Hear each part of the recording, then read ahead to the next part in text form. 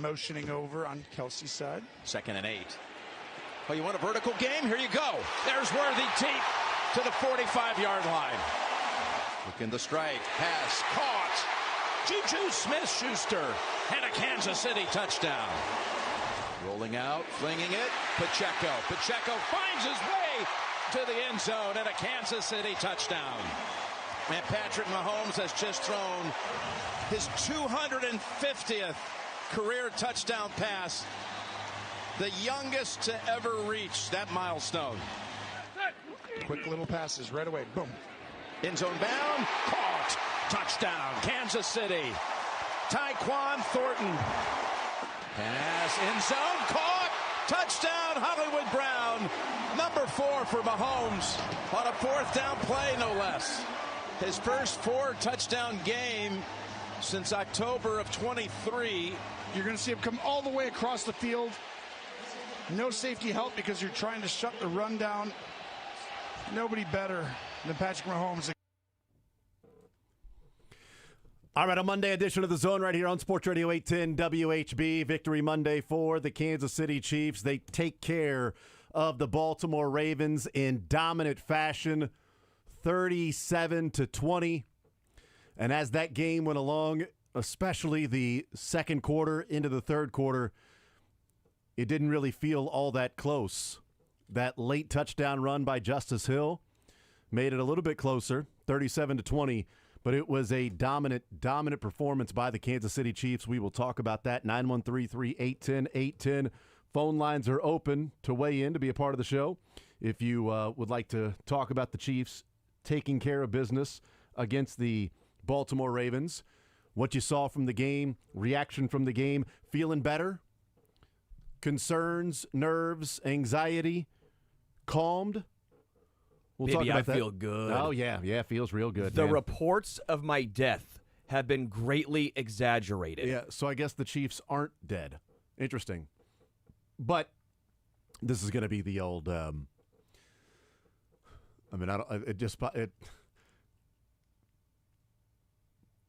The reaction to this game is going to be interesting nationally because I have a feeling that all of the pundits that the Ravens are going to come in and punk the Chiefs and the Ravens are just a different team. Ravens are just better than the Chiefs. The reaction will be, well, you can't expect to win when you've got that many injuries. You know, what are they supposed to do? Like, that was a really beat-up team. I mean, it was a depleted defense. Like, dude, Roquan and Humphrey left the game when it was already dire straits for the Ravens. The players that were injured on the Ravens were injured before the game. You knew they were injured, and it was still a 2.5-point favorite for the Ravens. You knew the players. You knew Ronnie Stanley was playing with a bad ankle. He didn't practice He got a limited practice on Friday. You knew Van Noy was probably not going to play. But those were 4 players that were on the injury report all week that were close to being out, game-time decisions, and they were still 2.5-point favorites, and still the heavy with people picking just simply straight up. And you knew Lamar Jackson is 2 scoops of ass against good teams. Against Spags especially. He beats up against the Panthers and the Jets, then everyone goes, MVP, and then he plays a good team, and he goes, oh, what happened? By the way, we know fan is short for fanatic. That's true. Pundit is actually short for pun idiot, and so that's why Pundidiot? that's where the misconception really comes Makes from. total sense. The national media, Yeah, it makes total sense. 913-3-810-810. Chiefs get the win. We'll certainly talk a lot about that. College football over the weekend, Ryder Cup, all of that stuff. Field Yates joins us at 11:30. We'll hear from Andy Reid today as well. Mick Schaefer coming up in the 1 o'clock hour. Little Learn Funniest Best that we'll get into before the show is over as well. Playoffs in Major League Baseball get underway tomorrow at noon with Detroit and Cleveland. Fun little intra-division matchups with Detroit and Cleveland, Red Sox and Yankees in the American League taking on each other. So 913-912-4810, also the text line to join us to be a part of the show. Let's talk about the meaning of this win for the Kansas City Chiefs. You know, we discussed when they ended up, when they started 0-2, and they were getting ready to play the New York Giants on the road, which turns out maybe they should have gone with Jackson Dart a little bit earlier. I'm glad that they waited one more week to go with Jackson Dart because you saw the energy and the excitement from that Giants team when they felt like, okay, now we have a feeling that we feel like we have a future instead of just treading water, and how they went out and played. But we talked going into that Giants game. It wasn't a must-win, but it was a can't-lose. But can you be 3-3 by the time Rashee Rice returns? Take care of the Giants, take care of the Jags, and then split either Detroit or Baltimore, win one of those 2 games, and you can be 3-3 when Rashee Rice returns. And to me, that's the meaning of this particular game. The bigger meaning is that you have an opportunity now that if you were to take care of Detroit at home, you can actually be 4-2. Now, first things first, you got to go to Jacksonville that's 3-1 and looks like a different Jacksonville team this year than what they did last year. They look solid. Liam Cohen has that team playing more organized and on the same page, and ETN looks like he's turned back the clock to a couple of years ago. Yeah. So certainly that is a game you got to go and play well. Like, they got to play well over the next couple of weeks to win against Jacksonville and Detroit. They're not going to just walk out there, roll the ball, and win the game. But the meaning for this one is, I don't think there's any question that some of the concerns that were there about what this offense looked like and what it could look like with Xavier Worthy and Rashee Rice returning, but Xavier Worthy first, it's just night and day what he does for this team. And I think it's pretty obvious watching yesterday changes a lot for week 1 in Brazil, because you saw how much Xavier Worthy was involved in the game plan with his first game back when he talked, last night about how tired he was, how winded he was. After that long pass, he couldn't really breathe. When the end around, when he got past Josh Simmons, it was nothing but blurry vision because he was so tired. Mm-hmm. He doesn't remember anything. I couldn't really see anything. He ended up running out of bounds. Good for you. Nice job. Smart in this game, by the way. 100%. Yep, got down a couple of times, went out of bounds a couple of times. That was great. But as much as he was involved in the game plan early, that Chargers game was completely flipped on the third play of the game when he left, because 2 of the first 3 plays were to Xavier Worthy. He had the running play on second down, and then he had the mesh route that was going to be to Xavier Worthy that he collides with Travis Kelce. And then everything changed after that. They end up losing 27-21. They could have won the game had they got that stop on third down and got the ball back down by 6. We could be talking about them salvaging a 28-27 win against the Chargers. It's not what happened. But you see the difference when Xavier Worthy's out there, what he offers and brings to the table for the offense, and just changes the look of what defense have to do. And if you're going to play man-to-man on Xavier Worthy, well, good luck. And it's also opening things up. And Patrick Mahomes, time to throw in the pocket. Depleted Ravens defense or not, we got a glimpse of Mahomes trusting the pocket, staying in there, not getting happy feet and leaving a clean pocket, going through his progressions, making the throws, and he ends up with 4 touchdowns and no interceptions in the game. To me, injuries or not, it's going to be such an excuse the way that I think this is going to be viewed through the lens of the national conversation about the Ravens being injured. But to me, this was about the Chiefs exorcising some frustrations and some demons about how they played offensively the first 3 weeks of the season, to go out there and it looked like they were just having fun playing football. Kelce was smiling with Nagy and Andy Reid. I haven't seen pictures of that nationally of him smiling and hugging Andy Reid. I've seen a couple. I haven't seen anything. I haven't watched. I will acquiesce and admit. I've been watching this morning. I haven't seen anything yet. I've seen a lot of Cowboys and Packers talk taking place. What's your takeaway? To me, they're legit contenders. I thought they were, but it was a wait and see sort of thing about when Xavier and Rashee Rice came back. But now that we see Xavier Worthy, there's no doubt that they're one of the best teams in the AFC, and that defense is freaking legit. Well, injuries matter, and I know, again, as we're talking about, the national media will make excuses for the Ravens, but it's not a 24-point difference. Mm-hmm. We're talking about Xavier Worthy with him being out and how much of a difference it was. We are talking injuries to the Chiefs receiver, so all's fair in the injury warfare. But Xavier Worthy was the leading rusher in this game. He had 38 yards on the ground. I mean, he was the leading rusher as well. You saw what he did, not just with a deep ball, not with him being smart like Tyler Lockett and just getting down, live to fight another down, but you saw what he did for Travis Kelce over the middle. I thought Juju Smith-Schuster was the biggest benefactor of this in this game. You know, Tyquan Thornton maybe is the one who lost the most amount of snaps going down. Looking back, Juju actually led the wide receivers in snap count in this one. A little interesting, but I thought Juju had a great game, so I actually don't have much of an issue. He was playing well, and him and Patrick were on the same page, especially in that RPO, soft zone and RPO mood. Yeah. You saw, it wasn't a shot on Sky I'm trying to take here, but a lot of wide receivers, they're so, I got to do this. I got to get 5 yards and be right here and do this. And Juju just feels. He has the feeling of, no, I got to actually drop back 2 yards because I can see Patrick giving him a better angle here to hit me on the RPO. Yes. And so I thought that was very impressive. But again, you just see what Xavier does, not just for himself, but what he does to open up the offense for the rest of the guys. And I remember when there was conversation when the Chiefs drafted Xavier Worthy about, okay, he runs fast straight. I mean, you're trading up to get this guy that's just going to be straight line speed. What's he going to offer overall to the offense? Like, you had Ladd McConkey, you had Keon Coleman was right there, right? The Buffalo Bills fans, hey, you got Xavier Worthy, we got Keon Coleman. Pearsall's looked good for the 49ers. But, you know, there were guys on the board, and the Chiefs went and got Xavier Worthy, and this is what they envisioned him becoming.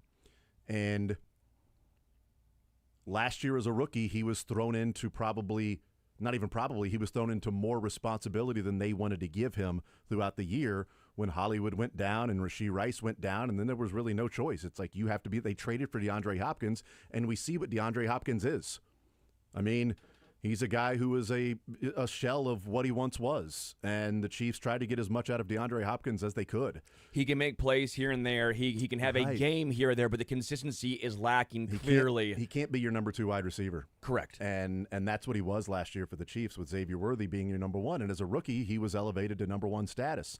Now, he's number 1 status in the game this year, but that's after a year being in the system and a full offseason as well. Like, that's a little bit different of him elevating. And you see the difference between the receivers that were there and Xavier Worthy.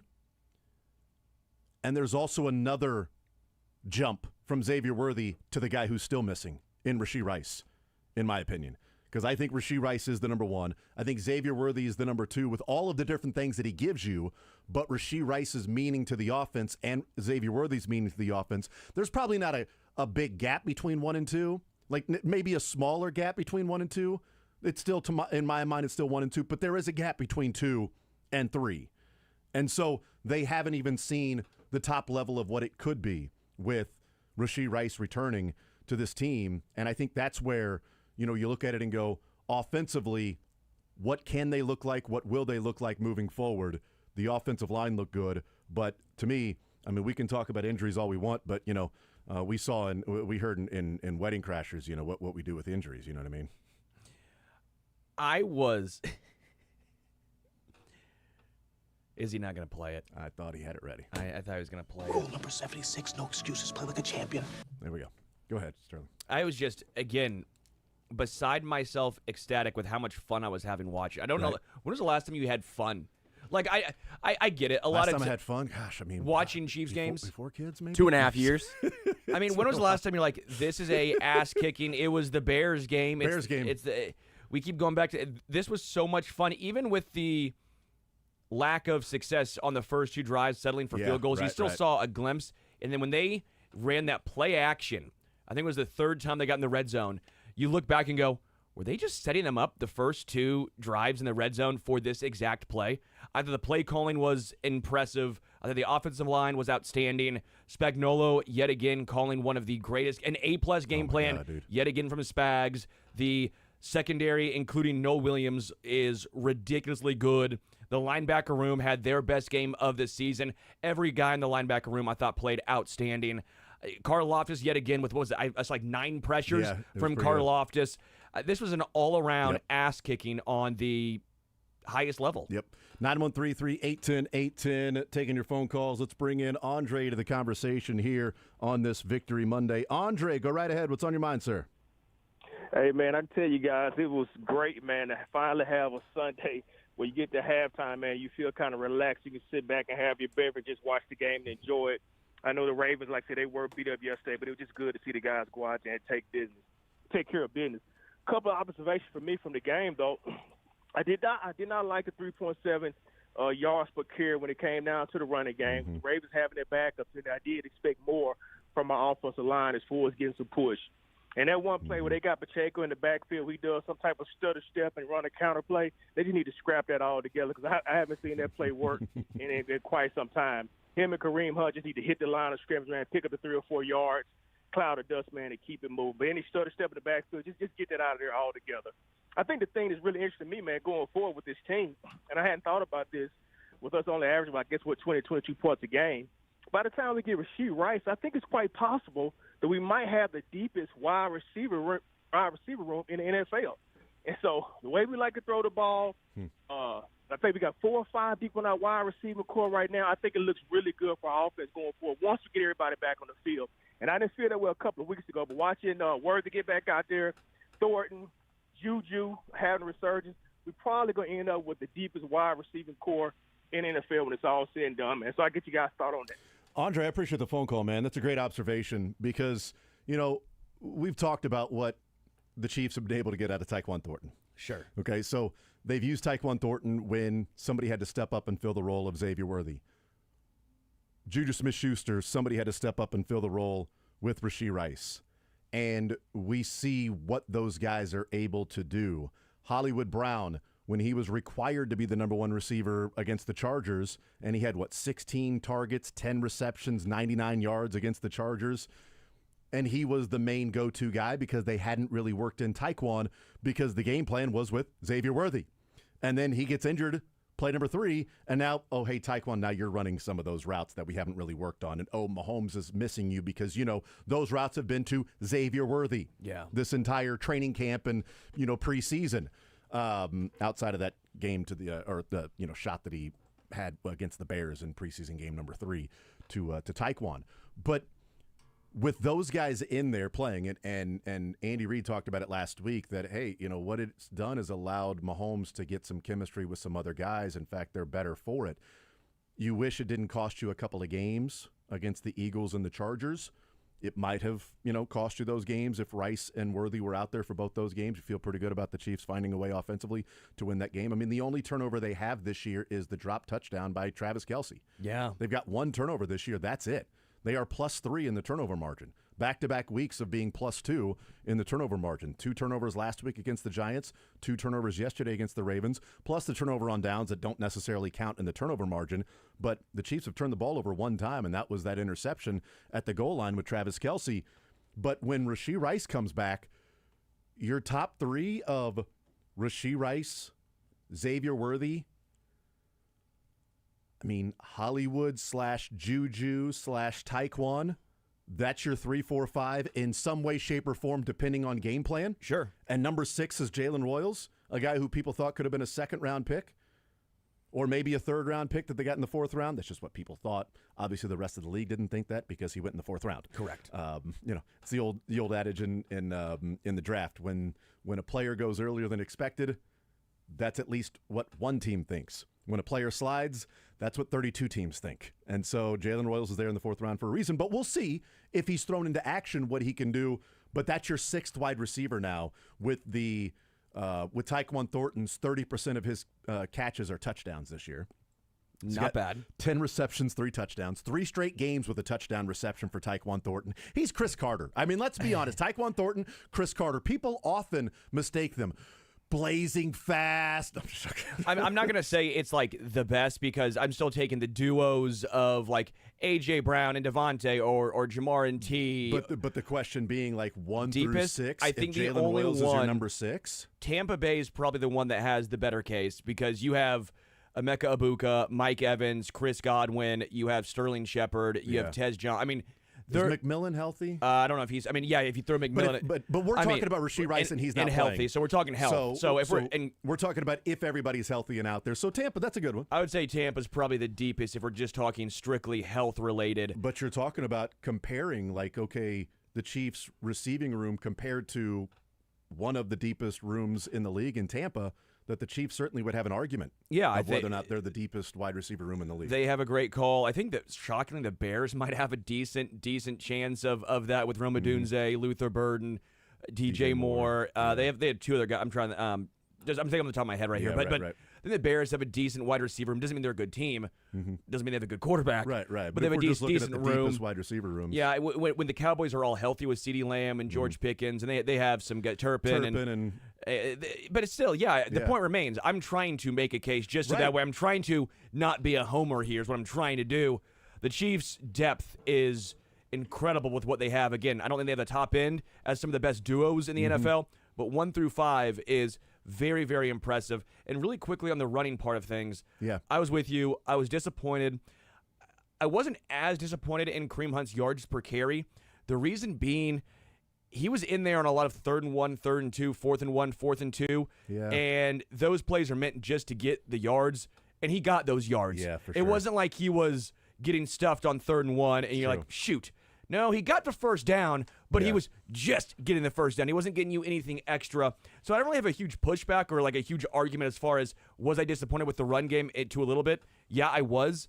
But I also think Kareem Hunt did his job for the most part on the ground in this one, which is also weird for a guy who ran for, 2.9 yards a carry. Yeah, 13 carries, 34 yards for Kareem Hunt, 7 carries, 35 yards for Isaiah Pacheco, 2 carries, 38 yards for Xavier Worthy, that 135-yard run, which was awesome for a couple of reasons. One, getting out in the open space, but, dude, Josh Simmons leading the run down the field, sprinting down there, and you don't have to pancake somebody. That's what, to me, that's what is, impressive about that play is that, one, Josh Simmons was there and had the athleticism to get there, but you don't have to go full out and pancake somebody. All you got to do is screen them. Like, he got in Kyle Hamilton's way. That's it. And Xavier Worthy was able to cut right off his backside.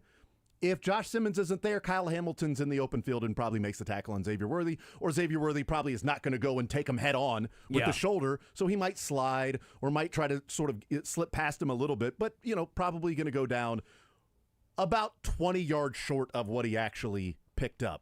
But because Simmons got out there so fast and sees Kyle Hamilton, one of the best players in the NFL, and again, you don't have to square him up. All you got to do is get in his way.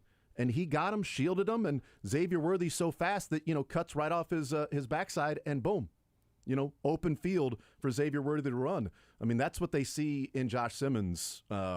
He's been really good. And by the way, 41 true pass blocking snaps for Kingsley Suamataia, 0 pressures. Saw that. Nick Jacobs did a great job charting that. I think it was Nick Jacobs of 41. Of course, because 41 and 41 is the mic. 41 is the mic, and 41 is the pressure. 41 is Nick Jacobs. It made sense. But that was another takeaway I had. I'm glad you brought it up. We can talk more deep about the offensive line. But Kingsley is progressing the way that I think we all wanted him to, the Chiefs needed him to, and it's nice to watch. Yeah. We see what an offense looked like with weapons and Patrick Mahomes, time to throw, and trust that the time to throw is going to be there, and him sit there, go through his progressions.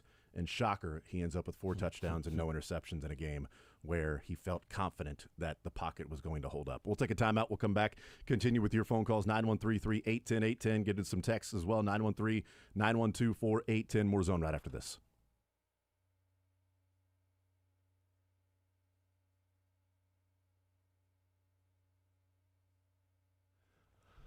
All right, man, if you're out there and you are...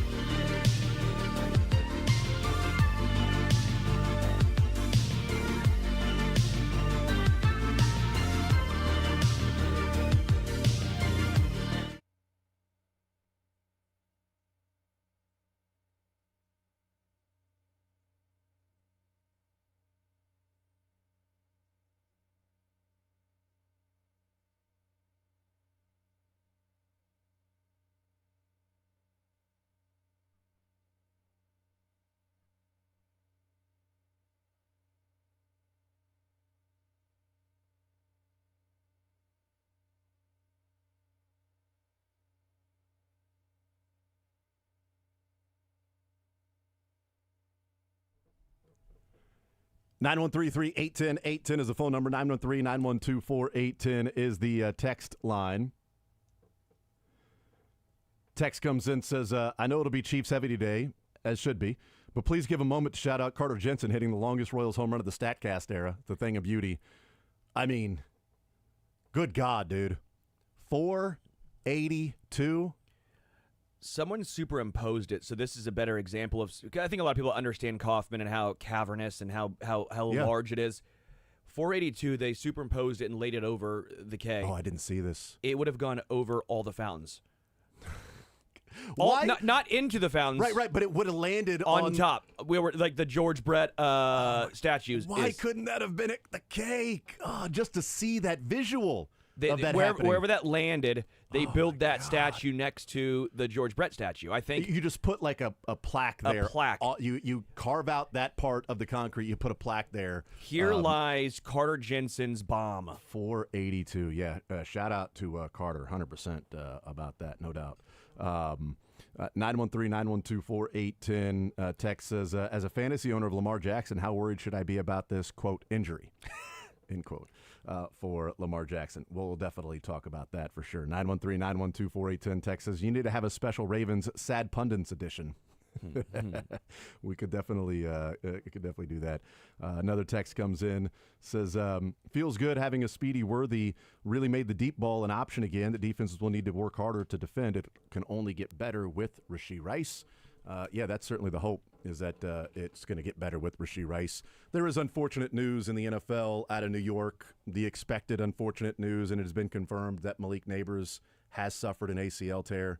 So he is out for the season there with the New York Giants, one of the best players, one of the best receivers in the NFL. So you never want to see injuries, as we talk about, and that sucks. But bad day for New York fans, especially if you are a Mets and Giants fan. This is a rough day for you. Yeah, you feel well. Awesome. At least you feel awesome about Jackson Dart and what he can do, and you get the win against the Chargers, and you lose Malik Neighbors. It's like you won the battle, but did you lose the war by losing, Malik Neighbors and what he could bring to the table for this season in what is one of the toughest schedules that we may have seen in the past couple of decades for the Giants.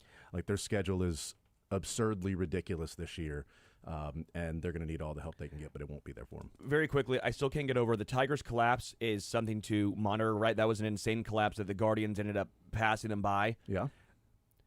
The Mets, though. The Mets had the best record in baseball at one point at 49-25? Yep. And they missed the playoffs. They missed the playoffs. Yeah, it's bad. That's an all-time collapse. It is. Oh, my gosh. Oh, no. It is a terrible Oh, and Houston left out. Oh, no. And how much are the Mets paying their roster? A lot. A whole freaking $300 million, something like that. It's absolutely absurd what it is. By the way, I remember last year Tigers fans saying that the Royals backed into the playoffs. Did the Tigers back into the playoffs this year? I don't know. I'm not sure what the rules are, because last year a lot of Tigers fans saying, well, the Royals backed into the playoffs. Royals don't even deserve to be there. They backed in. They got there by other teams losing. The Tigers back into the playoffs? I'm not sure. 913-381-0810. Let's bring in Jerry to the conversation on Sports Radio 810 WHB. Jerry, go right ahead. What's on your mind? Oh, a few things. I'll be quick, though.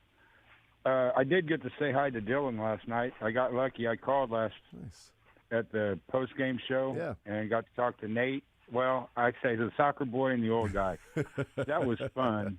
I love Frank Bowles. I've been watching him since back in the 90s. Yeah. Anyway, I would have left you guys alone today, but I wanted to congratulate Jack Johnson on his wedding. I hope he didn't do a Sterling and schedule it for the Chiefs game, but it's all good, isn't it? Mine was Mizzou game. His was Mizzou. Mine was Mizzou game. It was Mizzou A&M, and A&M got okay. And Mizzou got clapped, so it didn't matter. Sorry, Luckily, he actually did everybody a favor that they didn't have to go sit around and watch that game. So that's actually ended up being a good thing for Sterling and his friends. Okay, the only things that I have are, it looked to me like Lamar Jackson took himself out in the third quarter to save his MVP stats, which probably is not fair, but you never know. I don't know that he was really all that injured, but I did see the pad on the side of his leg, but he looked more like he was just out of that game. They got in his head big time. I noticed that Derrick Henry didn't wear arm sleeves. I've heard a lot of people talking about how They don't like arm sleeves. It makes the ball slippery or whenever it's wet. I thought the offensive line had a clean game. I was really happy Pacheco got him a touchdown. I knew he wasn't running very good. And the last two things, I wish Scattaboo was a Chief. And I'm sorry about Malik Neighbors. Yeah. But my friend, my growing up friend, my buddy, best friend, Gary King, he's a coach out in Durkin High School in Sacramento, California. His sons played with Scattaboo when he was at Sacramento State. I thought that was cool. That's pretty awesome. But the last question I've got is really stupid. Are his sons okay if they went against him in like an Oklahoma drill? Are his sons okay? Are they able to move all their extremities? Yeah. I think they played with him, not against him. That's a good strategy. Yeah. The last question I got is really stupid, but I got to ask. People want to know. Since they're not showing Travis's beloved anymore much, do you think Taylor's Prego? And I'll let you go. Jerry, I appreciate the phone call. 913-3-810-810. It is kind of interesting because they have put up now the screen to where you can't video her walking in anymore. I mean, for 2 years, it was, here's Taylor Swift, and she would wave and see what she's wearing, and hi, blow the kiss and everything, and now they've put up the screen to where you can't see her enter. They don't show her much in the stands. So I have no idea what that is for, but it says I haven't even it's as noticed. Good I heard that during theory, games at least. I heard that theory when they played the Eagles because they put up whatever it was that blocked her walking in so you couldn't get video of her. And I was like, why are they trying to – they've never cared before. Is there a reason why maybe they're starting to, like this year, just say you can't video her walking in at all because they don't want to change it like mid-season if something were to start showing? I have no idea. It's as good a theory as I've heard. I don't know. I have no idea. What are your thoughts on Lamar? Reckless speculation. That's what Mondays are for, right? Yeah. Anyway, Darcy, you were going to say something? Well, I was just going to say, I work for the Chiefs on the Pyro team, and so we're down there that tunnel. Wow. I didn't know you worked on the Pyro team. Yeah, so we do all the pregame special effects. No, I learned something new from Darcy today. That's my learned. I'm using that for my learned today. You know what? I called dibs, Sterling, and I'm before you. You did seem like a big firework guy, so it does track. Watch your fingers, though. Are Watch you a your big digits. firework guy, though? No. Oh, so, okay. Now this is weird. This is now the topic. How did you get the Pyro team gig? Actually, the PA announcer for the Chiefs, Nate Herron. Nate Herron, yeah. He was Love my Nate. teacher at JCC and got me the job. Dude, that's cool, man. Nate worked here. You know that, right? Yeah. Wait, so are you like terrified of fireworks? This is your way of getting over them? So we're on the Pyro team, but we basically just push the carts out onto the field that shoot up the smoke. So for intros, we're out there. That's awesome, dude. How close are you to the players? Very. Can you give me an autograph? I probably could. Ask him. But what I was going to say with that is... Exchange jerseys with Chris Jones? Say that again? Can you exchange jerseys with Chris Jones? He's got one. Maybe he would do it for me and not Russell. With Russell Wilson. Go ahead. I was just going to say that, in years past, they obviously are very protective of Taylor and they don't want people down there. Mm-hmm. But this year, they have basically escorted us out after, and we still have stuff to do in the tunnel. They don't even want us to be down there when she's coming down, and they drive that, tinted SUV down there, and she just gets out, and no one sees her. I don't get it. Who cares that much? Am I wrong? Am I stupid? You're stupid. It has wrong, to be a her thing. But it may not be for any of this. Am I silly? Yes. Like, that's more than you do for the president. Again. Like, what? Again. Right? Am I wrong? Wouldn't there be some sort of a reason as to why maybe they would do that? I have no idea. Maybe she's just tired of, the people, videoing every time she's trying to go to a game. Then don't go to the game. Well, I mean, I get. Sorry. I get wanting to live. I get wanting to live a normal life from time to time. I even thought about this the other day. The price of being a billionaire. I know it is, and I would love to pay that price, but it's why I've always said I want to be rich, not famous. Sure. Being broke and famous would be the worst, but I want to be rich, not famous, because wealthy, not famous, and therefore you can just go anywhere you want and not have to worry about paparazzi. Like, I did feel bad that Travis Kelce had the ribbon cutting for the 87 and running, the what he does with the kids when it's the science part of it. I'm sorry. I apologize for it not coming into my head right now, but they're building a new facility there. And so Travis Kelce was there at sort of the opening of building it or whatever it was. I just remember seeing the video of it, and I thought to myself, This is a spot to where at the 15 and Mahomes, Brittany's there at all of those. But she's Brittany, not Taylor Swift. Travis is doing some of these things, and Taylor can't go to any of those. I did think about that would kind of suck if this is his charity, his foundation, something he cares about, and I can't be there really to support him for these big events, because then the story is not what's going on with the kids and the foundation. The story is Taylor Swift, and everybody will be paying attention to her. That does kind of suck. It is the price to pay for being a billionaire and incredibly famous.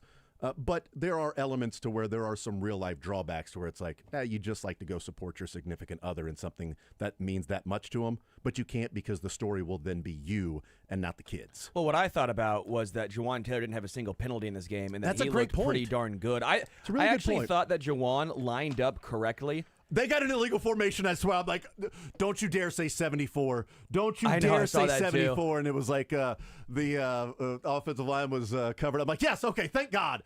It was an illegal formation just by having too many men or, covering up the. It was Kelsey and Hollywood, I think. Yeah, whatever it might have been. But by the way, shout out to Juwan. Yes. Shout out to the offensive line 100%. overall.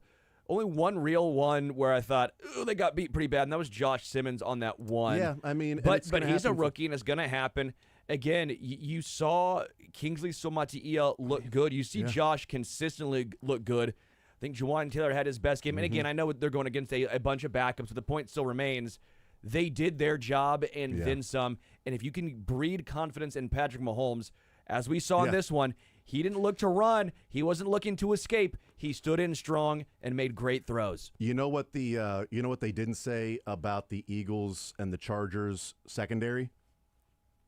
Well, I mean, let's also take the secondary play with a grain of salt. They're playing against the backup wide receivers for the Chiefs. Correct. They didn't say that. So I don't want to sit here and go, well, they're playing against some of the backup, players for the Ravens. Okay, yeah, then take away the Eagles and Chargers secondary play and all of the cadoos that they were given, Romeo, and the props and flowers that they were given after that game when it was Tyquan Thornton as your number one wide receiver. Okay, Xavier Worthy changes the calculus a little bit, and Rashee Rice will also help change the calculus a little bit. Let's hear from Patrick Mahomes. This is Patrick number 2. You mentioned Juwan Taylor. This is Patrick Mahomes. Clip number 2, Patrick Mahomes here talking about the play of his offensive line.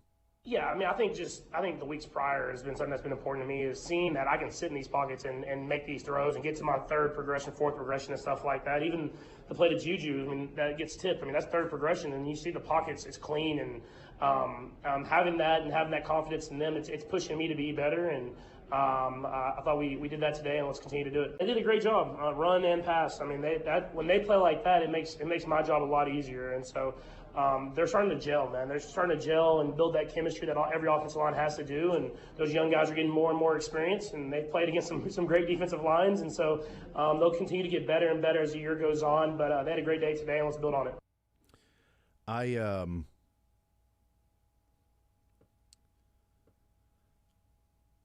I get more and more after watching this game, and look, we didn't want to overreact after the first couple of weeks, so I don't want to the extreme overreact after this game for the offensive performance, but we've been waiting for a couple of years for an offensive line to look like that in a game, and let me tell you, the Chiefs have played some inferior opponents that had inferior players on the interior. And they still weren't able to form a pocket like that for Patrick Mahomes, to where he would just say, I'm going to sit in the pocket, I'm going to go through my progressions, and I trust that this is going to hold up. And he did that in that game. So you have that continually getting better. And again, Rashee Rice returning, we'll see what that looks like as well. But yeah, there's obviously a lot of optimism for how good this team can be if that offense continues to play like that. Mahomes is the 4th betting favorite for the MVP. He's at plus 1,000. I was wrong about saying that plus 700 was the best you're going to get, so get him while you can. If you didn't put money on plus 700 before the season, you can get him at plus 1,000 right now. We'll see what happens, but if the offensive line progresses like this and you get Rashee Rice back and He's got a 4-touchdown, no interception game, and this could be the start of a run for Mahomes. And if they go and continue to play well, he's going to be there. Yeah. Plus 100 for Josh Allen, no value in that whatsoever. Lamar Jackson has slid back.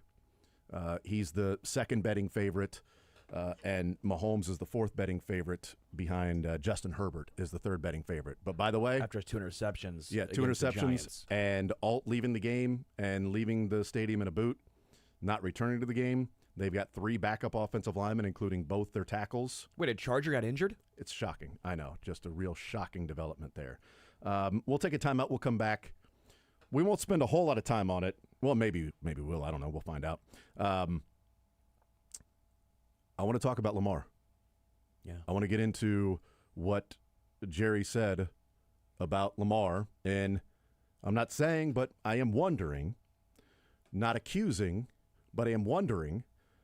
The wondering may be viewed as an accusation, but I think the accusation can become more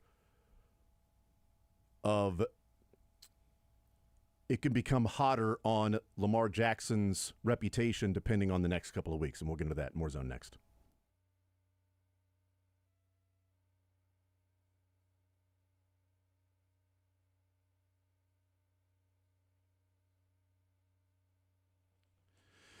NFL fans, I'm not sure what your favorite touchdown is in the NFL. For me, it's the next one.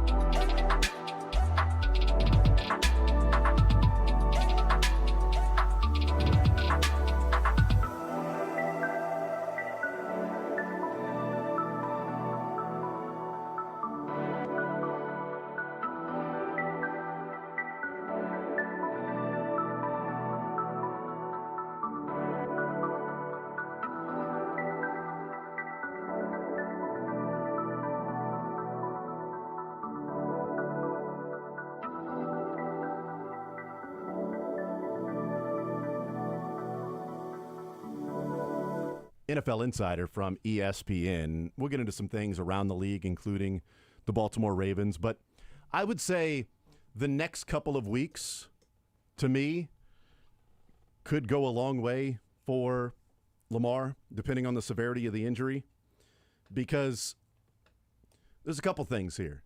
If he took himself out of the game because of a hamstring injury and then plays next week, all right, there's some questions about not wanting to go out there and fight through a game where you're losing by 17, but it's still the third quarter, and you're averaging 30-something points per game. You've got 13 on the board, but you've been able to score quickly in games. You're just having a rough game that day. Did he get benched and they called it a quote-unquote hamstring injury? Because after that last play, he got tackled. It didn't look like anything was going on. He walked off the field just fine. Didn't look like there was any issue whatsoever with that. Did Harbaugh throw in the white towel and say, we're down by 17, we've turned the ball over a couple of times, Ronnie Stanley's not in the game, our defense isn't, even if we get to 30, they're not going to still be there at 30 when we get there, so let's get him out and let's throw Cooper Rush into the sacrificial lamb. But I wonder, because any little thing that happens to Mahomes is picked apart as like, okay, see, he's not the best in the league, or a flopper asking for calls, faking injuries, right? Playing through the ankle injury and the turf toe, he was faking it. Be interesting what the conversation is around Lamar if he's playing next week. I mean, he probably felt something. I don't disagree. I think it was a combination of Harbaugh saying, hey, you're also down 17. There's no reason for him to go back in this situation. Plethora of injuries already. Let's just look forward to next week. That's more important. Let's win the war, not the battle. I'm not going to have some consternation if he plays next week. I'm not going to have some overarching Lamar's soft thought. I think that's just irresponsible. My opinion, it's wrong, I think. Yeah, we'll see. I love Lamar. People know that I love Lamar, but Mahomes wouldn't be given that grace.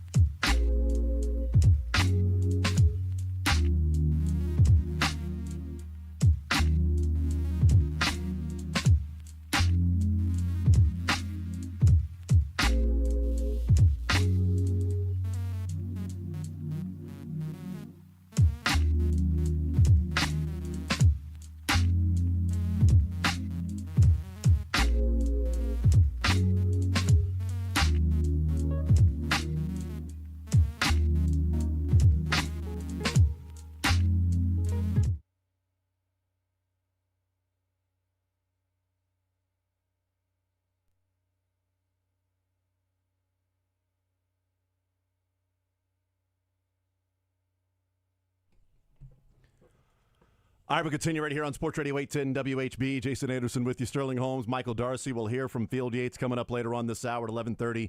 ESPN Insider from ESPN.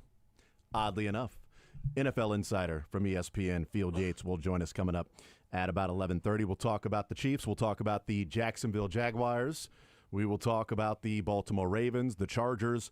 A lot of things to get into. Chiefs are 2 games away from getting Rashee Rice back from suspension and hopefully having their entire allotment of a wide receiving core out there together with what looks like is a developing and gelling offensive line. And we'll find out against the Jacksonville Jaguars. 913-381-0810, your phone calls until we talk with Field Yates. 913-381-0810. 913-912-4810 is the text line to be a part of the show as well. Patrick Mahomes had 4 touchdowns in a game for the first time since October 22nd, 2023. They beat the Chargers 31-17. But he had an interception in that game. The last time Mahomes had 4 touchdowns and no interceptions was October 10th of 2022. It was against the Raiders. They won 30-29. The infamous Chris Jones roughing the passer on Derek Carr. Yeah. When he stripped Derek Carr of the fumble. That night was the last time Mahomes had 4 touchdowns and no interceptions in a football game until yesterday. I didn't think it would be that long before he would have another 4-touchdown, no interception game in his career. He already has, with his 4-touchdown game yesterday, it's the 18th of his career. He now has the most 4-touchdown passing games of any player in their first 10 years. This is year number 9 for him. So he was tied. I wouldn't have guessed that. I still would have thought that Drew Brees or Peyton Manning would have held in the first 10 years. Yeah, would have held that that number.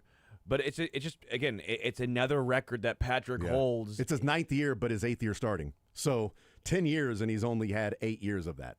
7 years and a couple games. Just the litany of records that Patrick already holds is it's ridiculous. He is youngest one of player one. to 250 touchdowns. But it also goes to kind of the point of, the past 2 years haven't been great, but even when it's not been great, he's still Patrick Mahomes. The expectations that he has set for himself have been higher than anyone else, and he gets to 3 straight Super Bowls, and we're disappointed last year. They lose one. Yep. They couldn't follow the three-peat. Oh, is the dynasty over? Is he done? They have been figured out. The Chiefs are toast, and they are a second tier to the real contenders in the AFC, which are the Bills and the Ravens. They're a tier below, and I bet there are tears in a lot of people's eyes after watching that performance yesterday. Let's hear from Patrick Mahomes again. Michael, this is going to be Mahomes number 4. This is Patrick Mahomes talking about Xavier Worthy, that deep shot on the go route early in the game, and what his return meant overall to this Chiefs offense. Yeah, the deep one on the sideline, it's just Worthy beating his guy. It was man coverage. He won, and then giving him the throw down the field and letting him go up there and make a play. I think people, like I was talking, they think he's just speed, but he's the guy who can do it all, man. He can go catch those footballs over the top, and he can be physical and use his body as well. And so good to get him going early in the game and kind of have that threat for the rest of the game. I missed him right after that. I think he there, not only for his physical ability, but just the morale of the room. I thought it was huge. It certainly looked a lot different with him out on the field, and maybe it's because the Ravens had to play a certain way with the defensive linemen missing, that they had to play more cover zero, man-to-man coverage, bring more guys to try to pressure Mahomes to stop the run so that a team just didn't Detroit Lions them and run down their throat and say, we'll take our chances with the guys on the outside as long as you're not just going to run it like the Lions did.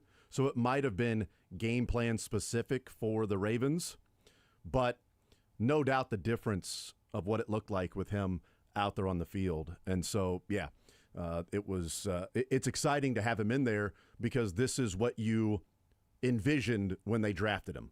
You knew it wasn't going to happen right away, but you envision this. And I never looked at Xavier Worthy as just a straight line speed guy. He's just going to run deep, and that's what he's there for. I mean, we talked about that when they drafted him. We've discussed it many a times that I think Xavier Worthy's record-breaking speed was almost a detriment to his overall view as a wide receiver because he was viewed as just a speed merchant, and people were ignoring his route-running ability, his ability to track the football in the air, catch the football. Those are big parts of being a wide receiver, not just running deep and taking the top off the defense. Like, there are some receivers that's all they do. John Ross, run deep, take the top off the defense, but not going to offer much after that. Taekwon, has been a guy that's mainly in his career run deep and, not do much outside of that. And so he's evolved a little bit in the red zone. We've seen a couple of nice red zone catches by Taekwon. I mean, and a brilliant play design, too, with the Chiefs. And Tony Romo saw it. They're in zone, so you're going to try to find the pockets. And it might have been Juju or Kelsey underneath.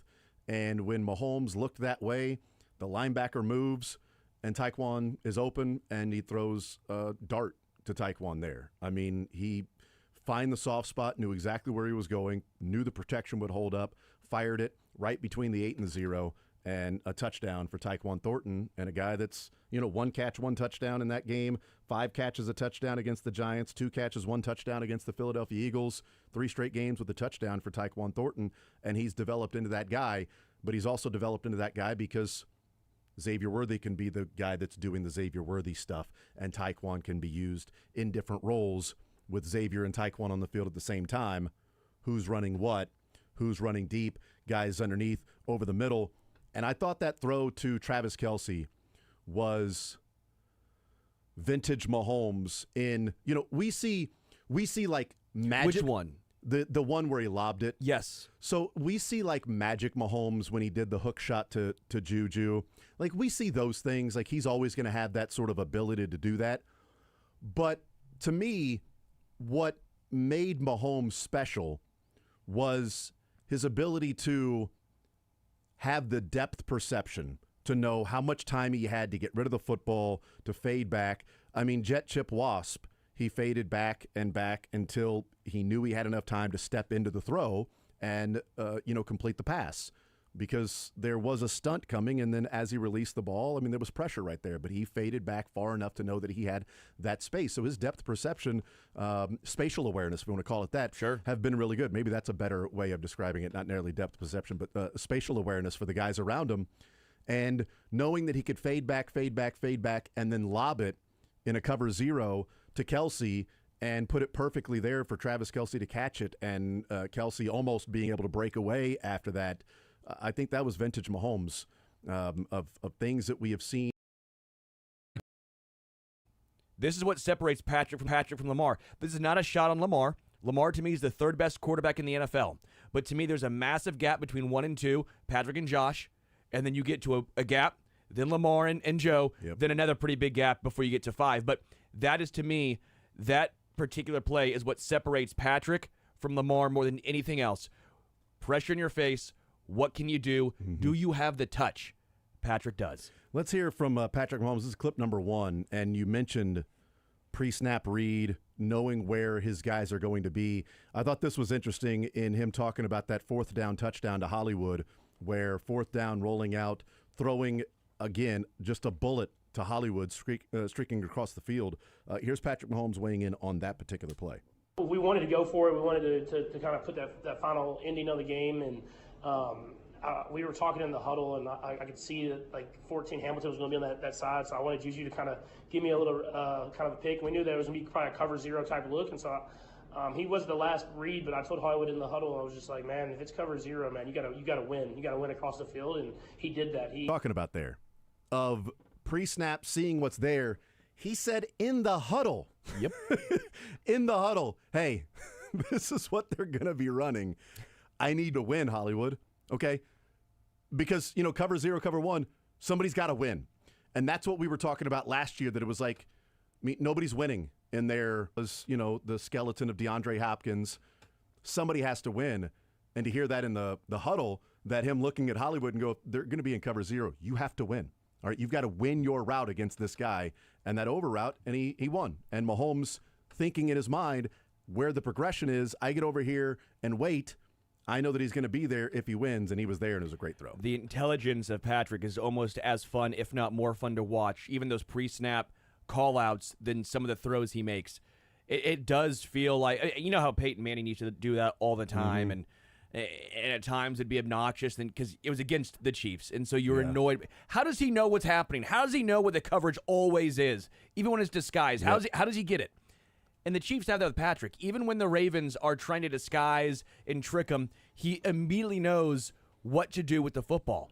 And that, to me, is the mental side. That's almost the chess match. It's almost more fun to watch at times, seeing Patrick do the pre-snap reads, call through all that, then you hear him post-game talk about that in the huddle.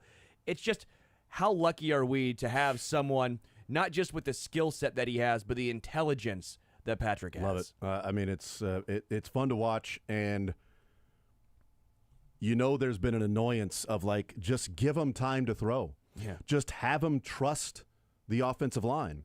And, the habits that have been developed over the last year and a half, whatever, that we talked about, that was a worry of mine, that even if you start protecting, that how long does it take for Mahomes to break those habits of nothing's there, I don't trust this is going to hold up, let me get outside the pocket. And it didn't take long. It took last week, trusted it a little bit more, but he left some clean pockets last week, a little early. And this one, he was just standing in there, trusting that the pocket was going to hold up, waiting, and then throwing the ball. And as he mentioned earlier when he talked about the offensive line play that we played in the first hour, and him saying, like, even the throw to Juju Smith-Schuster that was tipped at the line of scrimmage was the third or fourth progression. It was tipped at the line of scrimmage. I mean, that sucks. It was the guy jumped at the right time. If he throws it an inch to the left, it's not tipped at the line of scrimmage, and it might be a touchdown. Instead, it ended up being a field goal.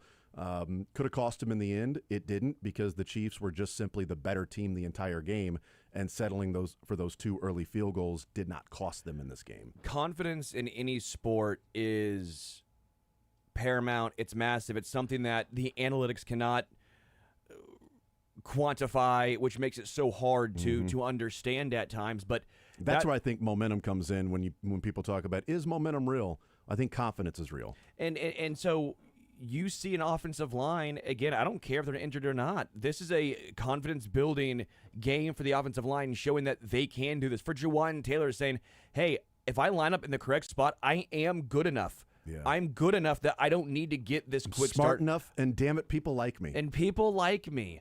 And you see Kingsley, and you have Patrick trusting them, and then you see what happens. And so, for me, this is a great step going forward if this breeds confidence. And for the offense scoring 37, saying, no, we still have it in us. We still have the ability to put 37 on their dome. We can do this. We are good enough. And so that's what I think is very important. I mean, you see it in any sport. You see it in the Ryder Cup.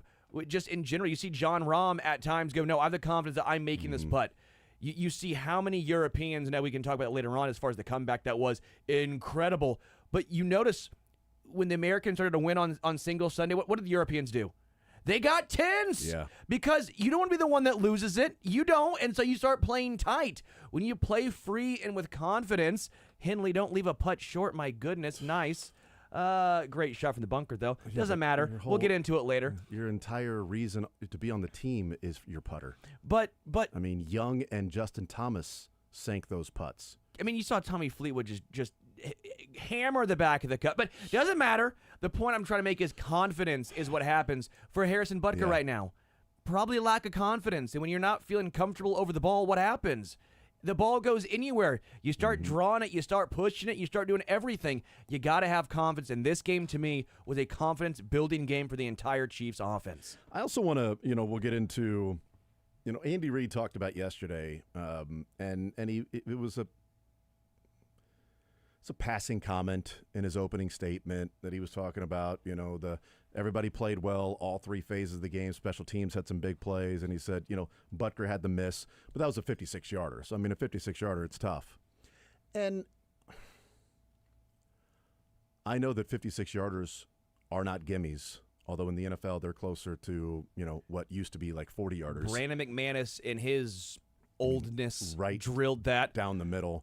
Have to have it. I'm not even trying to say Brandon Aubrey, because Aubrey, of course, is I think one of one. He's an alien. He makes it look so easy. I mean, it's just ridiculous. But when McManus is making a 61-yarder at his age, and you're the highest paid kicker in football at some point. Tampa's making a 63-yarder, whatever, 61, 62 in Tampa. Here's my what I will say is, just to dismiss it like, oh, he missed it, it's 56-yarder. Well, it was a 6-point swing in the game. And it could have been crucial. If the Chiefs come out and punt and the Ravens go down and score a touchdown, it's, 20-17 at that point? Yeah. I mean, you're like, wow, you got a chance to really take control of this game. You could have been up 23-7 at half. Instead, you're up 20-10 at half. You get the ball first, which is good. But again, you're a punt and a score away from, it's like, wow, you've dominated this game, it's felt like. Since the opening drive from the Ravens, from that point forward, you have dominated. And now you're up by 3 in the third quarter, and the Ravens have, that obviously did not happen. But there was that worry that was there. And I don't think that there's just it's no big deal, it's a 56-yarder. No, that's why he's getting paid. Yeah. The money that he's getting paid. He's the highest paid kicker in the league in total value, annual average value, and guaranteed dollars. If I want 40-yarders made, you'll sign Morton Anderson back. Right. I mean, if it's just about kicking 40-yarders, he's on this team to be a guy that makes those field goals. He missed 8 kicks total in 23 and 24. He has missed 5 already in the first 4 weeks. And the money is part of it. People complain about Jawan Taylor because of the money he's making. If Jawan Taylor was a 7th-round pick, you're like, man, he needs to line up on sides and the false starts and all of that stuff. But he's a 7th-rounder. And, boy, for a 7th-rounder, look at the value they're getting out of that guy. But because of the money, he's viewed differently. Harrison Butker's guaranteed dollars for his contract, the difference between Harrison Butker's guaranteed dollars being number 1 in the NFL in contracts, the difference between that and the number 2 guaranteed dollars in practical guaranteed is the same gap between number 2 and number 11 in kickers. Wow. That's how much more Butker's getting paid in practical guarantees on his contract. The difference between him and number 2 is number 2 to number 11 in kickers. You're not getting paid that amount of money to be like, it's a 56-yarder. Those are tough to make. No. Yeah. No, those are ones that they don't have to be automatic, but you don't need to be 2 for 5. And he is. This is where I don't want to say nervous, but where I think it's fixable, but where I do think the mental side comes in is he's one of the hardest working kickers in the NFL. You see him in training camp, first one in and getting there early to try and work on things so they're in game action. I don't doubt that he is working as hard as he possibly can to figure this out. But that's where the mental side comes in again, and kicking is a very mental game. I mean, you've seen a lot of people crumble. You've seen many kickers, Younghoe Koo, where it's you get in your head, you know he's a good kicker, but eventually he's not figuring it out because he's in his dome. You got to move on. Then they go to a new spot and they figure it out because they get the confidence back and all. My concern is how long will the mental side last? Because I know people keep talking about the physical and the leg, but even that to me is still mental. Are you mentally not trusting yourself? Yep. You're cleared to go. Are you mentally trying to think through your head, should I collapse my knee? Should I stay up? That's where, again, it's Chuck Knobloch, it's Rick Ankiel, it's the yips. Can you figure it out? Yes, you can, but what can you do? Put the change in your back pocket. Do switch some, put your helmet on, take a mask off. I don't care. Do something. Yes. To get your mind off it. Breathe out of your other eyelid. Do one of those things. I mean, it was a little nip tuck on one of the extra points too. Yes. I mean, we'll see. Luckily, the struggles are the first 4 weeks of the season, and we're not saying week 17 or 16, 17, 18. Well, what's going on with Butker? Why has he all of a sudden missed 5 kicks and 2 extra points, and he's not making 50-yarders? You can't have this going into the postseason. It's first 4 weeks. Plenty of time to get this straightened out, literally and figuratively. We'll take a timeout. We'll come back. We'll talk with Field Yates coming up next.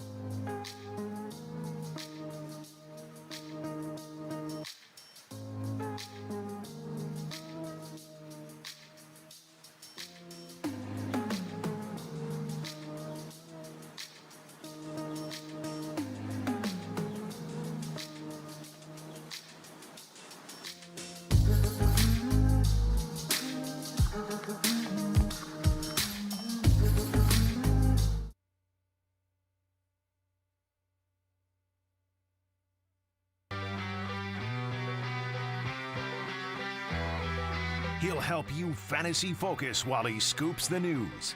He's on TV more often than he's in bed. He'll break down the NFL without a single hair ever out of place. It's Field Yates of ESPN. Now in the zone with Jason Anderson on Sports Radio 810 WHB. All right, we'll continue right here on Sports Radio 810 WHB. Jason Anderson with you on this Victory Monday edition of the show. We'll hear from Andy Reid an hour from now. His Monday press conference after the game, and a lot of positives to take away from that dominant performance by the Kansas City Chiefs. Let's bring in Field Yates from ESPN, our NFL insider, joining us in the zone on a Monday. Field, welcome into the show. How are you, sir? Jason, I am doing well, and I'm noticing that on the two shows that you and I have spoken together, they have followed victories. So there it is. Maybe the secret is that you being available on a Monday. That's what it is. Put together back-to-back wins. That's what it is. I didn't think about that, and I apologize to the listening faithful, the Chiefs fans, that when I'm out on a Monday, they lose that particular game before. So now I know, and I'll be here every Monday. We got to start tracking this. Like what ESPN Stats and Information Group is officially following this going forward. Next Gen Stats. When Jason is there on a Monday, the Chiefs have a 98% winning percentage. It's a 100. They win 98% of the time, 100% of the time. So that's what they do. What's your takeaway from that dominant performance by the Chiefs, 37-20? I picked them to win on Friday, but I did not pick them to win in a dominant fashion like that. What did you take away from that game, Field? That, to me, Jason, felt like a class. That felt like a preparation. That felt like a reminder effort from the Chiefs. It was business-like from the start. Yes, the Ravens scored on their opening drive. The Chiefs bounced back with a field goal. But after the interception, the Chiefs either scored a touchdown, a field goal, or had a field goal attempt, one which was missed by Harrison Butker, on 7 straight drives. Like, I don't care who you're playing against. The worst team in the NFL or a team that I still believe, even with their injuries, the Ravens, is a very good test. That's impressive football. It was a professional effort from the Chiefs yesterday. On top of that, it did feel like, I don't think it's exclusively about Xavier Worthy's return, but it felt so much more like the team was able to have players play their appropriate role with Xavier on the field. He could be the most important part of their passing game, and complementary pieces could be complementary as opposed to featured pieces. Hollywood Brown, Juju Smith-Schuster, Tyquan Thornton, all of those guys have had moments so far this year. I think we all would agree that they're, at least in my opinion, better served to be guys that are handling, second receiver, third receiver, not number one wide receiver roles. Yeah, and the Xavier Worthy impact, I think, is interesting because, look, the 5 receptions, the 2 carries, the 121 total yards that he had in the game, clearly a part of the game plan. And he told Andy Reid last week that if I'm going to play, I want the full play. I mean, I don't want to be in there in certain packages. I'm ready to play, so let's go play. Now, he did talk about he needs to get in better game shape because he was pretty tired and winded. And so, yeah, that'll certainly come along a little bit more. But I'd have to go back and watch the All-22. I haven't done it yet. And the NFL Pro and things like that, just to see what the impact of Xavier Worthy on the field could mean for other players, but also Field. Patrick Mahomes and this Chiefs team and the coaches talked all off season that, throw the ball down the field, give the guys a chance to make a play. Even if you don't complete the pass, it's still there as a threat. And Patrick Mahomes has done that. And, yeah, he hit on Xavier Worthy. They missed a couple of other times. But what do you think the impact, Field, is that Patrick Mahomes and the Chiefs are throwing those deep balls to Tyquan the first 3 weeks, to Xavier Worthy this week? Even if they don't convert on them, there was another one-on-one down the sideline that overthrew Worthy by a yard or two. But, I mean, one-on-one, and they went deep. What do you think that does to the defense moving forward? Yeah, so I do think that it kind of like changes the dimension of things, right? And we've seen this around the NFL, teams without a deep threat. It's not that the player has to have like a 100% catch rate, but it's a guy who's threatening enough, both in terms of his speed and his ability, that a team is going to account for it. This is a much different tier of player. I don't want them to be conflated. But back in the day when Marquez Valdez-Scantling was playing occasionally, not always, but occasionally valuable football for the Chiefs, I always felt like it was not that MVS was going for 100 yards most games. As a matter of fact, he was often a non-factor.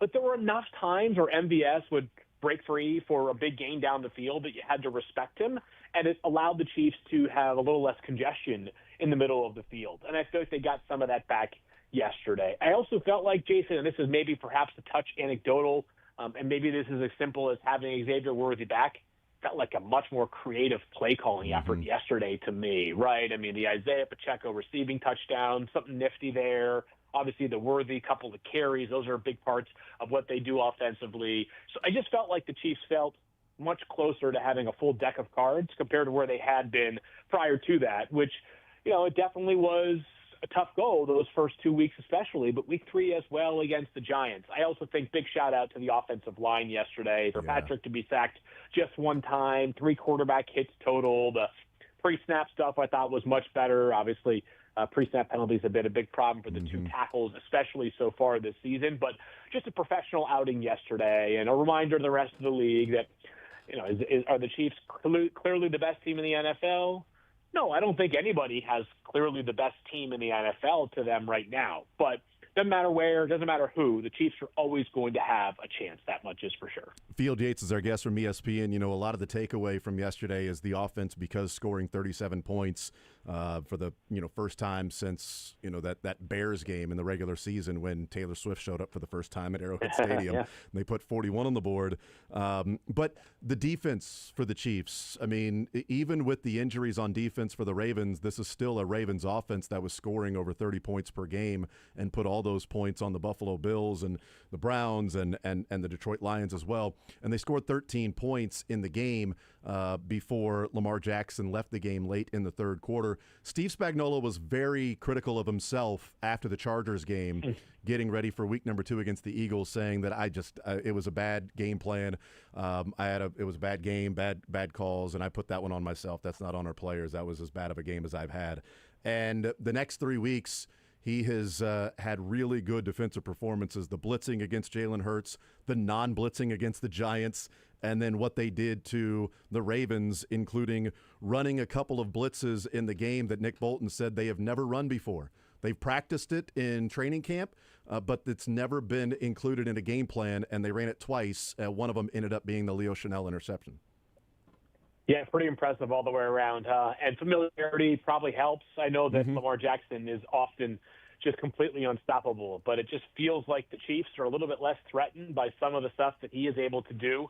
And certainly the injury. This is prior to the injury. Obviously, the injury cut his day short. But, it was a prideful effort from the defense yesterday. And by the way, there was at least some level of uncertainty about how – whether Chris Jones would be there, right? We were flight tracking him throughout the day. So to do so with the specter of your best defensive player maybe not being there only makes it that much more impressive. But complimentary football yesterday, not that wins don't always matter, but I got to imagine last Sunday night as the Chiefs got on the plane coming back from New Jersey after beating the Giants 22-9, the defense is saying, yeah, we won, but can you guys get it going a little bit? I don't think anybody after last night's game can say you didn't pull your weight. So a really balanced effort from the Chiefs on both sides of the ball. And, they're going to have a big target on their back every single week because they are the Chiefs, but they have weathered the storm through the first 4 weeks of the season. To come out of this 2-2, to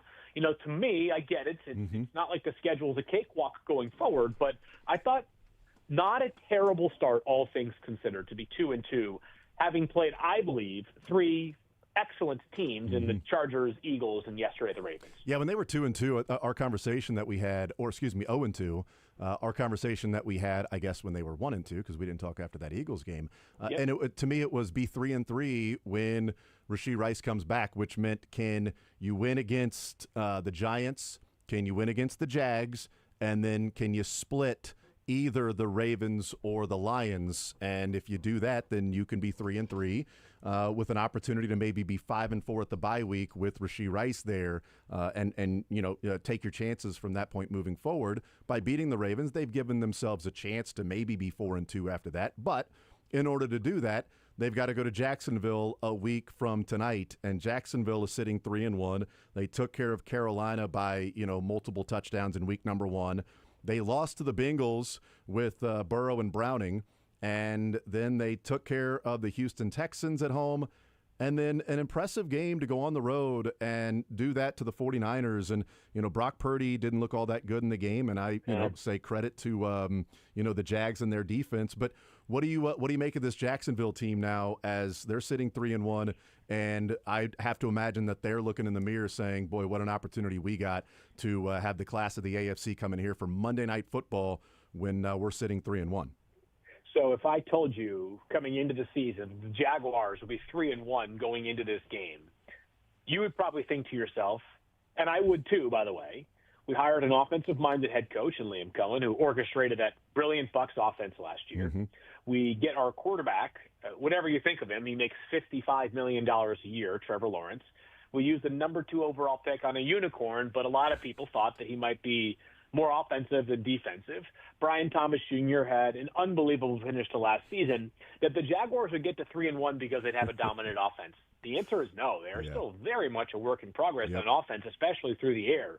Defensively, though, they are attacking. They have more turnovers forced this year through 4 games than they had all of last season. They had 9 forced turnovers last year. They're now up to, I believe, 13 so far this season, and they're violent, man. These guys are swatting at passes, punching at footballs, trying to get them dislodged from the ball carrier. They've got length up front, a lot of investment up front as well. They have, a player in Trayvon Walker who ended up leaving yesterday's game due to injury, but a number 1 overall pick. Eric Armstead, a highly paid defensive tackle. Like, it is not for a lack of effort and resources for this Jaguars defense, but they have really, really impressed me. So I'm not sure they're good enough to go to play. The game is in Jacksonville next week? Yep, okay. It's in Jacksonville. You the confidence in my voice. No, you're good. I'm not sure they're good enough to slow down the Chiefs on next Monday night, but I do think this is a more formidable challenge than I gave it credit for probably a few weeks ago. Yeah, I'm with you as well. And it's sort of both ways, that seeing the Chiefs go out and play like that against the Ravens, you feel more confident, as opposed to if the Chiefs went out and struggled offensively, even with Xavier Worthy, and you go, well, now you see the defense for the Jags, and they're 3-1, and they're riding high, and they just went to San Francisco and won that game. Boy, that's going to be a tough task for the Chiefs, and Chiefs installed as 3-point favorites in that game. What do you make of the Ravens then, as they leave Kansas City 1-3? The Steelers go to Dublin and get a win against the Vikings, so they sit atop the AFC North, and we'll see what Cincinnati does tonight. But again, no Joe Burrow. You think that's probably a downturn for them. But this Ravens team, is it about getting healthy for them? Are there other concerns going on with this team in this 1-3 start that that they blow that game against Buffalo and have a chance against Detroit and this game yesterday? Yeah, I would say that the Ravens still strike me as the best team in that division. It's maybe a low bar to clear. I don't know how the Steelers are 3-1, man. It's like sometimes the schedule certainly has been part of the equation for Pittsburgh. They played the Patriots, the Vikings, and their opening Week 1 game. Oh my gosh, I'm forgetting. Oh, the Jets in Week 1. Jets, yeah. So 3 teams who are 500 or worse in their first 4 games, and the Vikings, who are undermanned right now with Carson Wentz under center, and they had 2 offensive linemen get hurt during that game. I don't believe Pittsburgh is the best team in that division. I think Baltimore is when they're healthy, or even closer to healthy. They are far from health right now. As a matter of fact, they are the walking wounded on defense. That being said, this Lamar Jackson injury looms very, very large. And I think where these early season slow starts matter more to me than my bottom line opinion on the teams like the Ravens or the Chiefs, or the Texans have fallen out of this category, but the Ravens and the Chiefs, who are combined now, of course, 3 and 5, is the Ravens' chances of hosting of having a first round bye, all but gone, right? Like, I know that sounds a little bit hot take-ish going into Week 5, but the Bills, who have a much easier schedule going forward, are 4-0. Like, the Bills might be resting starters on Week 17 this upcoming year with the way that their schedule shakes out. They've got a 3-game lead and the tiebreaker against the Ravens. Yeah, they don't play a game against a team with a winning record right now, very early, until they play the Buccaneers on November 16th. They obviously play the Chiefs before then, but if you look at the teams they have remaining, it's a lot of games you're sitting there saying, like the Browns, the Bengals, the Patriots twice, the Texans who are 1-3, the Dolphins again, the Falcons. The Bills are set up very nicely to not have to worry too much down the stretch. the Ravens probably have played themselves out pretty quickly of number one overall seed in the AFC, and it's going to be a slog now to even just win the division, even though I think they are the best team, because you've got a 2-game deficit and your quarterback is banged up. The last one for you, Field. People are talking about from last night's tie in overtime, whether people like ties or not. Now that both teams get the ball, and it's supposed to be quote unquote like, okay, it's a fair chance for both. It's not if you get the ball with like 3 minutes left to go in overtime, and the other team had 7 minutes. But that was their choice. They chose to kick. I mean that was their choice. Is the NFL or will the NFL examine going to 15-minute overtime to make sure that maybe it's more of a fair opportunity for both, that it's not as much of a hurry-up offense there at the end for the team that possesses it second? There's a part of me that thinks that this is the conversation we have the day after what could very well be the only tie of the season. So I think the NFL, I'm sure it will always be discussed. Maybe there's a happy medium. Maybe it's 12, and I guess 12 and a half would be odd. 12 minutes or 13 minutes as opposed to the full 15. But last night had me thinking, like, the obvious call in most cases, I think most people feel like the obvious call is you kick because it gives you more information. If your opponent scores a touchdown and you get the ball back and you score a touchdown, you want to go for 2 to win the game, you can do that, right?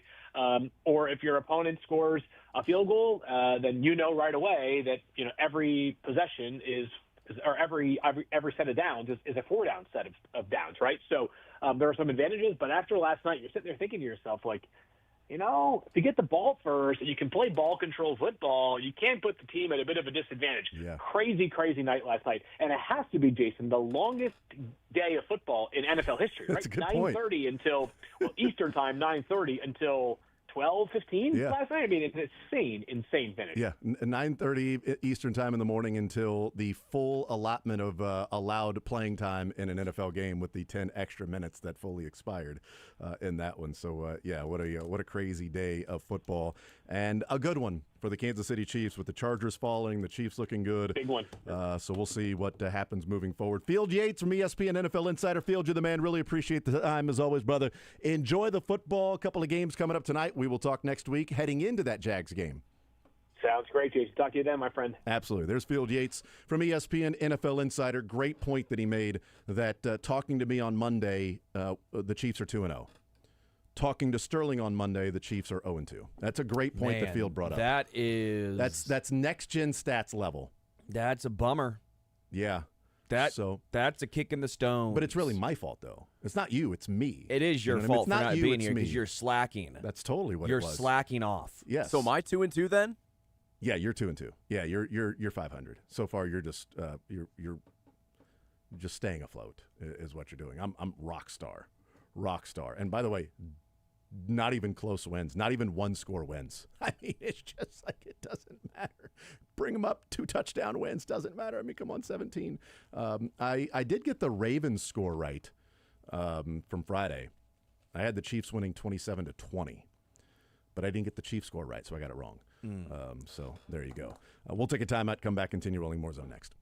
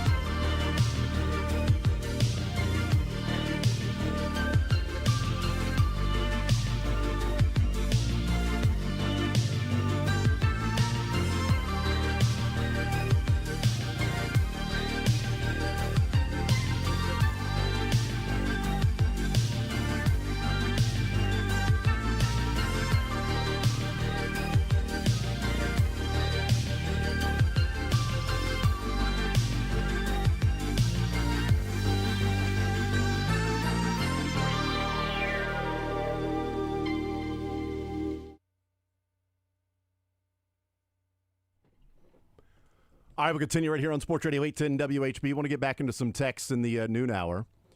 Also, one more segment in the noon hour to take your phone calls, 913-810-810, before we hear from Andy Reid around 12:30 or so.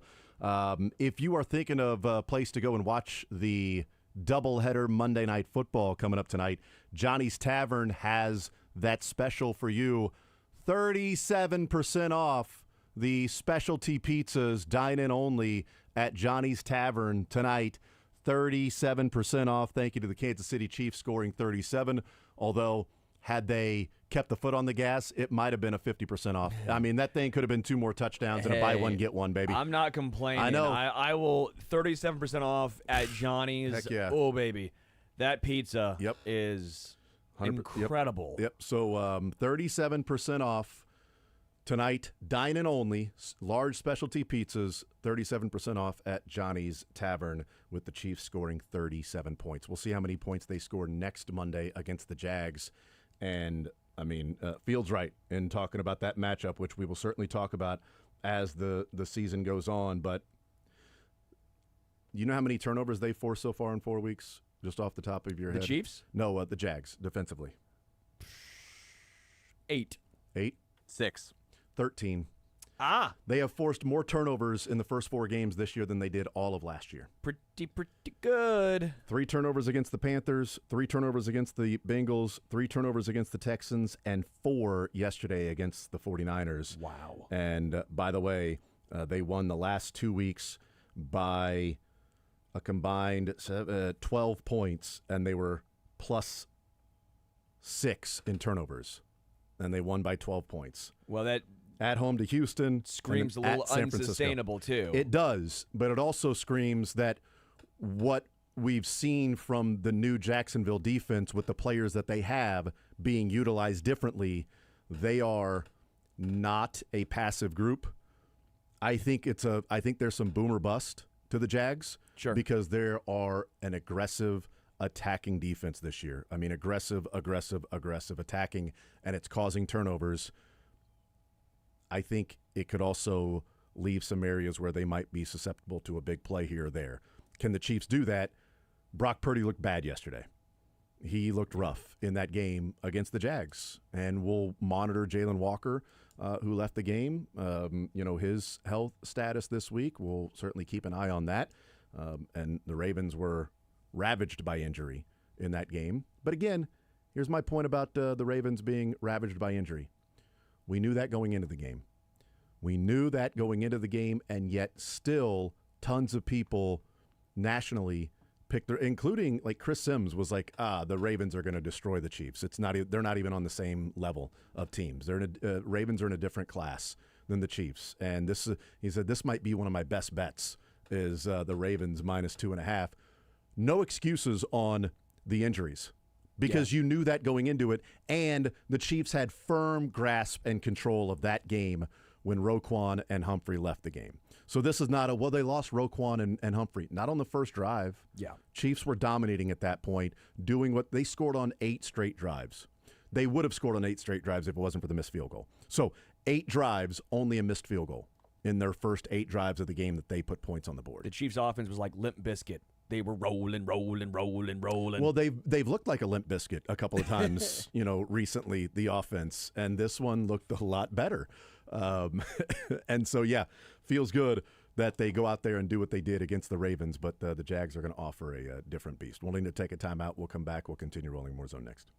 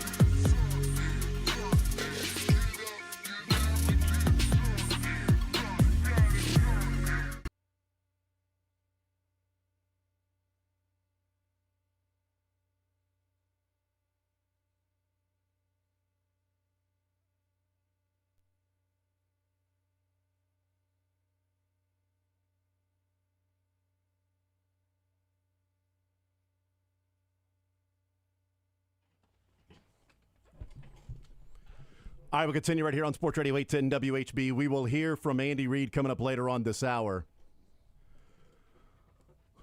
Liam Cohen, by the way, I mentioned that Travon Walker left the game early against the 49ers. I said Jalen Walker, but, that's a different Walker than the one that plays for the Jags. Walker Bueller. That's right, Walker Bueller. Skywalker. No, Travon Walker left the game early against the 49ers with the wrist injury. He is going to see a specialist today. They don't think it's season-ending injury. That doesn't sound positive news for him to play on Monday night. No. But we'll see. Again, they don't think it's season-ending, but seeing a specialist isn't the best and most ideal thing to have happen. And then the update on Eric Murray, he left with the neck injury, and he's been playing pretty well. So Eric Murray and Travon Walker, that's their defensive end and starting safety, that both left the game against the 49ers in that one. And we'll see about what Travon Walker looks like. I don't know what the neck injury is for Eric Murray. I haven't seen an update with that. The only thing I've seen an update with is Liam Cohen saying that Travon Walker will see a specialist about his wrist at some point today or tomorrow, but they do not think it is season-ending for his wrist. We heard that with Khalil Mack, right? Not season-ending with his elbow, arm, but he was also placed on IR. Yeah. Wrist is a tough one to play with as a defensive lineman. A lot of hand-to-hand combat. Didn't Chris Jones, when Chris Jones had that wrist injury, he had some of his worst graded pass rushing grades when he played 7-8 games with a wrist injury. It's like, man, it is clearly affecting him because he's not able to do the things that he wants to do with that bad wrist. And just thinking back to that, wrist injuries aren't the best thing for a defensive lineman to have to deal with because of that hand-to-hand combat. So we'll see. I want to point something out real quickly, and that's Noah Williams. Oh, my God, that play that he made. He is graded as the number one cornerback according to PFF. Number one overall. His coverage grade is the highest of any cornerbacks in the NFL right now. Now, not a ton of snaps, right? Let's keep it a buck. Hey, but I'm not going to pull a Cam. It's the opposite of Cam Ward. Let's keep it a buck. We're ass right now. Let's keep it a buck. Noah Williams is outstanding right now. I would rather have a small sample size of elite versus a small sample size of ass. Noah Williams has been phenomenal. He has been worth the Joe Tooney straight up pick, right? Because that's what we talked about. It's not just a pick of Noah Williams. It's what you had to use to acquire and move up to get Noah Williams. Noah Williams, for all the concern in training camp and preseason of the coaching staff goes, he's all we heard from Noah Williams. He's going through it right now. He's going through it. He's struggling. It's drinking through a fire hose. He needs to know where all this stuff. And then he gets out there and goes, I'm going to be the best cornerback in football through 3 games, basically, for him, because he only played week 1. Christian Fulton, sorry, you may just lost your job. I love Christian Fulton. I thought that he was going to be a huge impact player for this defense. But with the way that Jalen Watson's playing, Trent McDuffie, obviously, and now Noah Williams, this is a deep, talented secondary.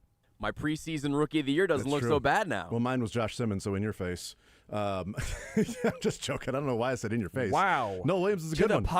He's going to light you on F fire. it. He will light your ass up. It's a pyro guy. He will light your. By the way, Brashard Smith might end up being that. I mean, who knows as the season goes on because he's getting more and more touches. But to your point on the playing time for Noah Williams, see if you find a trend here. Okay, you guys are pretty smart. Okay, see if you find a trend with Noah Williams in these 4 weeks of his NFL career.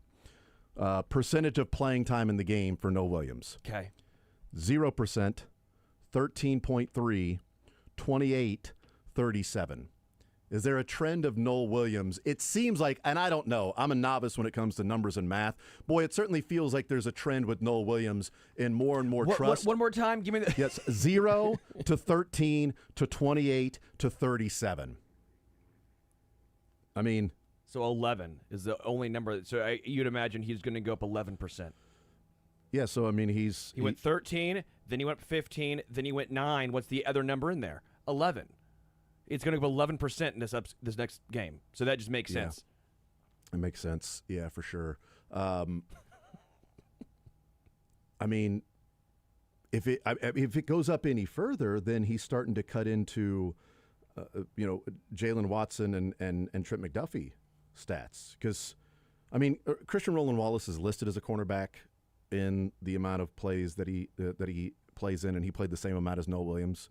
Both played 20 plays in this game.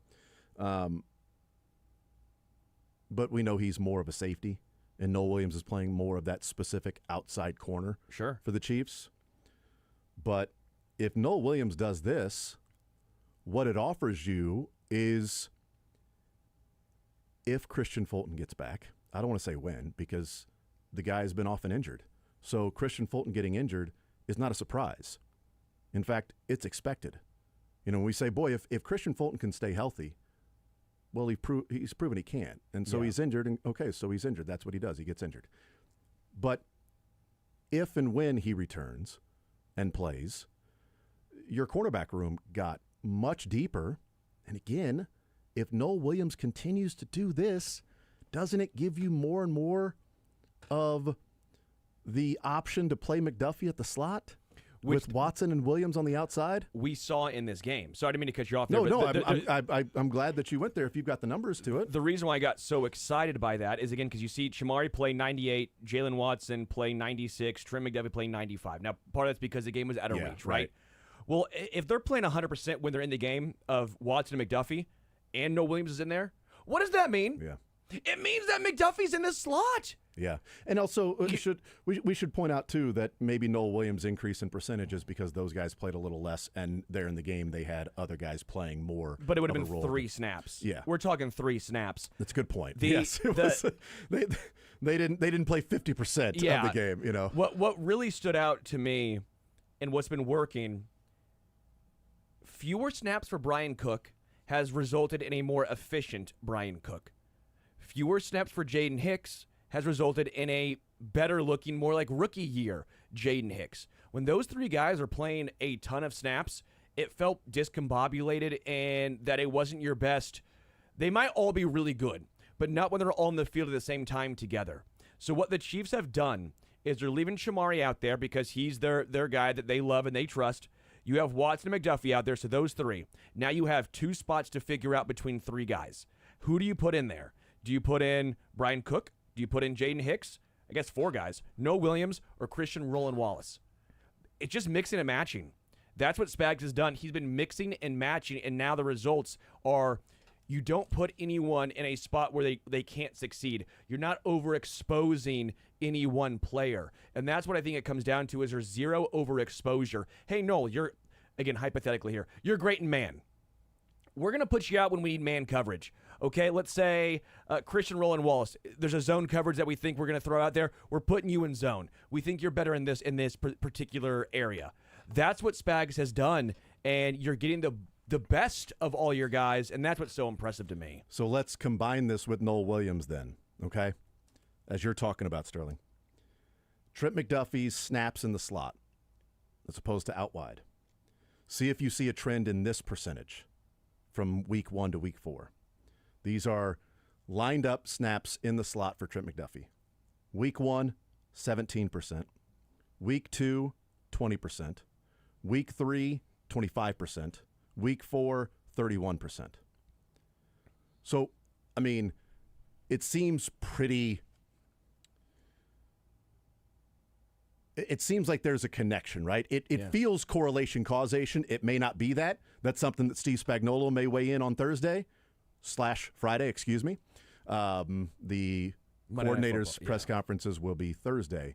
Will be Friday. We'll hear from Andy Reid and Patrick Mahomes on Thursday. But doesn't it feel correlation causation? Noel Williams playing more on the outside, Trent McDuffie's percentage of the slot going up. With the percentage of Noel Williams snaps on the outside, Trent McDuffie snaps his slot are also going up. It feels pretty connected. Maybe it is game plan specific. Maybe it's, well, Trent McDuffie's traveling with a slot receiver more in this one. Sure. Trent McDuffie was traveling with more of an outside receiver in week 1. Trent McDuffie was traveling with, again, an outside receiver in week 2. It could be as simple as that. But Noel Williams getting more playing time and playing well. It's not just getting playing time. He's Correct. getting playing time and not looking like trying to think of Najee Johnson. Najee or Joshua Williams or Orlando Scandrick. Let's go that route. Sorry. I like to pick on him because other quarterbacks did as well. He's in there playing, and he's not Orlando Scandrick while he's playing. He's in there playing and holding his own, which then gives Dave Merritt, Steve Spagnuolo confidence to move Trent McDuffie down to the slot where he's his best. I mean, he's damn good on the outside, but he's one of the best slot corners in the NFL. This defense will only get better, and they are already a unit that is really good.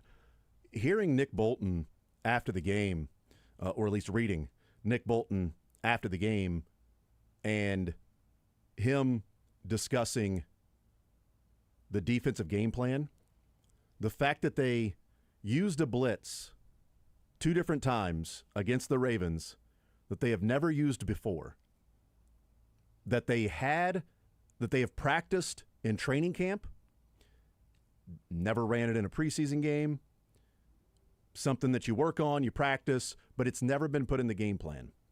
They ran it twice. One was the Leo Chanel interception. One of those blitzes that they used was a Leo Chanel interception. And it is a look that Lamar Jackson hadn't seen before. And they blitzed Drew Tranquill, and I guess Drew Tranquill's job is not to try to get around the running back. It's just to take on the running back and hold that block so that then Nick Bolton runs unblocked, free up the middle at Lamar Jackson, and Lamar Jackson then escapes to his right and lobs it up a jump ball with Mark Andrews and Leo Chanel, who made his first career interception in a pretty tough play to be able to do that. I'd have to go back and look as to when the other play was other blitz, but it might have been the 4th down and 1 that he threw away, that it was just a throwaway. Sam McDowell wrote about both plays that Nick Bolton told him when they ran them. They were significant plays. One was the interception. I remember that for sure, specifically. But the other one, I think, may have been that 4th down pressure that he ended up throwing it away. By the way, the Chiefs, last 2 weeks, the Chiefs defense has seen a quarterback throw the ball away on 4th down 3 times. Yeah. 3 times. Russell Wilson, 4th down, threw it away, hit the goalpost. Lamar Jackson, 4th down, threw it into the sideline. Cooper Rush, 4th down, threw it away. Like, it's 4th down. Like, at least have an arm punt. Like, take a chance. 3 times the last 2 weeks, Spagnuolo has confused quarterbacks so much that they don't even feel like there's an outlet just to throw the ball up in the air to find somebody. I'm just going to throw it away because I'm about to get hit, and I don't even know where I can go with it to even give myself a chance. Bleep that. I'm not going to give up a pick 6. So we'll live to fight another day. I'm just going to throw it out of bounds or against the crossbar in Russell Wilson's example. I just found this. You know who was the highest rated pass block of any Chiefs offensive lineman in that game? Was it Kingsley? It was Kingsley. Because he had 41 pass block reps and 0 pressures allowed. Of highest pass block, it was Kingsley, and then Creed was 2. Yeah. And I think I think Josh was 3, Trey was 4, Juwan was 5. That's strictly pass block only. Yeah. I thought Juwan was actually better than that. It was fine. I didn't hear his name called. I thought they were a little harsh on PFF according to him. Yeah. But Kingsley, 88.2, which is absolutely elite. This is what the Chiefs hoped he would be. The Chiefs hoped that he would be the athletic guy. Well, first tackle, let's be real. But once they moved him to guard, once you realized he's not a tackle, we're going to move him to guard, this is what you hoped. A guy who you know has a really high floor in the run game because of the athleticism, but you see the upside in the pass block as well. You see the 6'6", 315 with quickness, with good feet. It's going to take time for him to learn how to play guard. It wasn't going to be a 1 week, okay, yeah, he was a tackle. Yeah, put him at guard. He'll be great.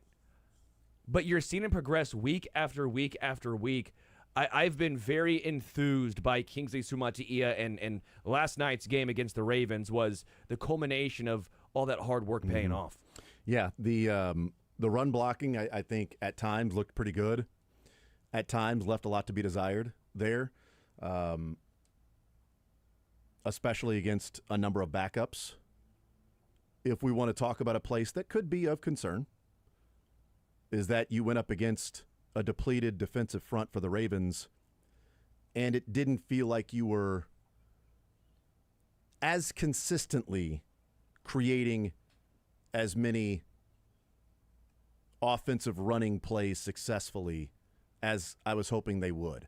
Now, that could be the running back. That could be specifically the running back is not making the most of those opportunities that are there. A couple of times Pacheco broke through the line, right? And it was like, okay, hey, look at that. We haven't seen that very often this year.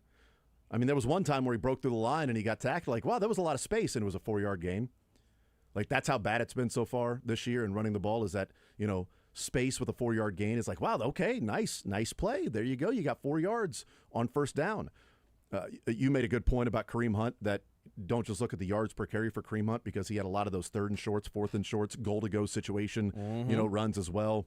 There was also a run in a goal-to-go situation where Trey Smith fell. It happens. I mean, you don't want it to happen, but they had a double-team block with who was it with Trey Smith? I think it might have been Juwan Taylor. So Juwan Taylor coming down and hitting with Trey Smith and then going to the next level. And as Juwan Taylor connected with the defensive lineman, as he moved to the next level, Trey Smith lost his footing and fell. And that defensive lineman was the one that in the hole wrapped up Kareem Hunt. And it was like, oh, man, if that guy wasn't there, it's a clear hole for maybe a touchdown for Kareem Hunt. What happens? That's where we talk about execution, everybody doing what you're supposed to be doing. I trust Trey Smith that's not going to happen very often on those particular plays. It did. It wasn't like he just got beat. I think his feet got tangled up with Creed's, and he lost his footing and ended up falling. And credit to that defensive lineman for being there, not losing his balance, and then hitting Kareem Hunt. Maybe it's the running game. Because even Brashard Smith's carry that he broke through and then he tripped and fell, like that's one of those to where I think more experience, he'll have more of the choppy high knees feet going through there and stay on his feet. Sure. And make more of that run because he had more yards to gain from that if he stays on his feet and finds just simply if he just stays on his feet, if he doesn't get tripped up running through the crease. And experience, I think that'll come with that. I still just found it exciting that he ran for that 14-yard or whatever it was. Oh my God, when yes. you see Kareem or Pacheco would have had 3 probably. Dude, I took note of that, and I said he outran the angle. Yes. When's the last time we saw a Chiefs running back outrun an angle to the sideline and turn it up? And you're right, he's not going to be perfect. I mean, he dropped the first one. It wasn't the best throw, but still, he needs to come down with it. But you see even Pacheco struggled to bring one down later on in the game. Yeah, Pacheco dropped a screen pass that looked like it was going to be a pretty decent gain. But so seeing Brashard Smith do that is just it makes you wonder even more about when you get not even Rice back. It's fine now. Just even more snaps for Brashard of some of that electric ability in the backfield, just keeping defenses honest about, okay, there are some explosive plays happening. I mean, even with the light boxes, you've seen some struggles of, even with light boxes, 4 yards, 5 yards maybe for Pacheco. Not a horrible thing. He's getting 5. But defenses don't have to put any thought to that because they know it ain't going for 15, 20, or they're getting beat. So Brashard Smith at least brings that sort of aspect to the Chiefs' offense. Yeah. Let's hear this is Andy Reid clip number 3. Let's hear from Andy Reid weighing in on Brashard Smith and his playing time. Yeah, we've been trying to increase some of his play time. He's got a lot of talent, so we're working him in different spots. We were able to get Royals in too, a couple rookies. Brett's done a nice job with these rookies that are playing in the game. We've got a few of them. So, anyways, yeah, we're just giving him a little bit of time as we go. And he's getting more touches. He's getting some handoffs in the backfield. They threw to him a couple of times. And again, that was an incredibly encouraging sight to see him catch the ball on a little swing pass, get to the sideline, beat the pursuit angle, and turn it up, stay on his feet, spinning around, keeping his balance before eventually, like it was, 15, 16-yard gain on that pass. It's like that was, you're right, it's a 3-yard gain. It's Pacheco or Kareem Hunt racing to the sideline, getting hit, and then they meet like the, drills that we used to see in football where you've got the cone to the right and two guys run and they meet at that point. Ridiculous, drills that we would run and people would run back in the day with football. But it made you tougher, you know what I mean? I mean, it concussed you and scrambled your brain, but it made you tougher. Oklahoma drills, baby. Oh, yeah, let's do that. Let's go. Let's roll out there, man. Let's have some fun. Let's crash our heads together and see what happens. Let's just see what the result of this is going to be, but it's going to make you tougher. That was like golden last night for Green Bay. He was like, I'm just going to keep doing a spin move. It's not going to work. I'm just going to keep getting just drilled, but I'm going to keep trying. Let's take a timeout. We'll come back. We'll hear from Andy Reid on the other side of the break. More Zone next.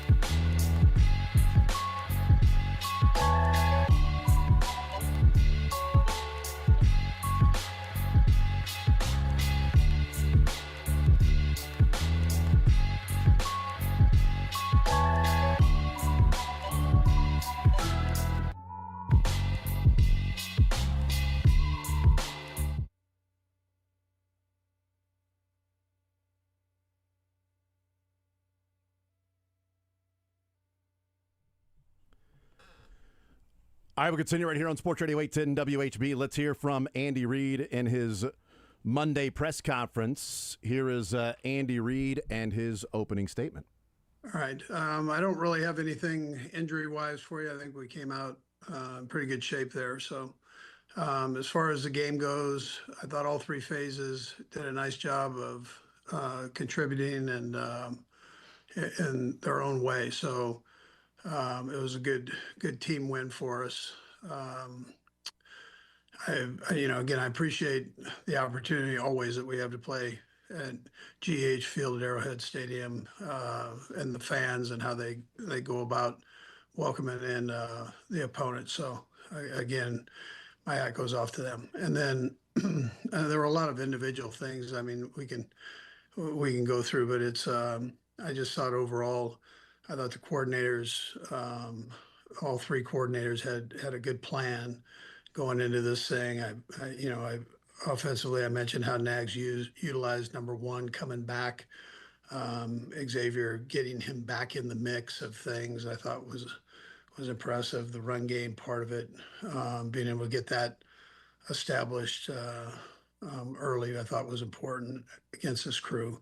The offensive defensive lines, I thought most important was getting them started, and they were able to do that. I thought Spags on the defensive side had a nice plan there, again against a very explosive offense, and that was relatively healthy. The defense was banged up just a little bit, but the offense was pretty much intact, and coming out and being able to be strong against that group is always a plus. I thought linebackers, Bolton, he was in on a lot of plays, but most of all, it just the calls that he has to make.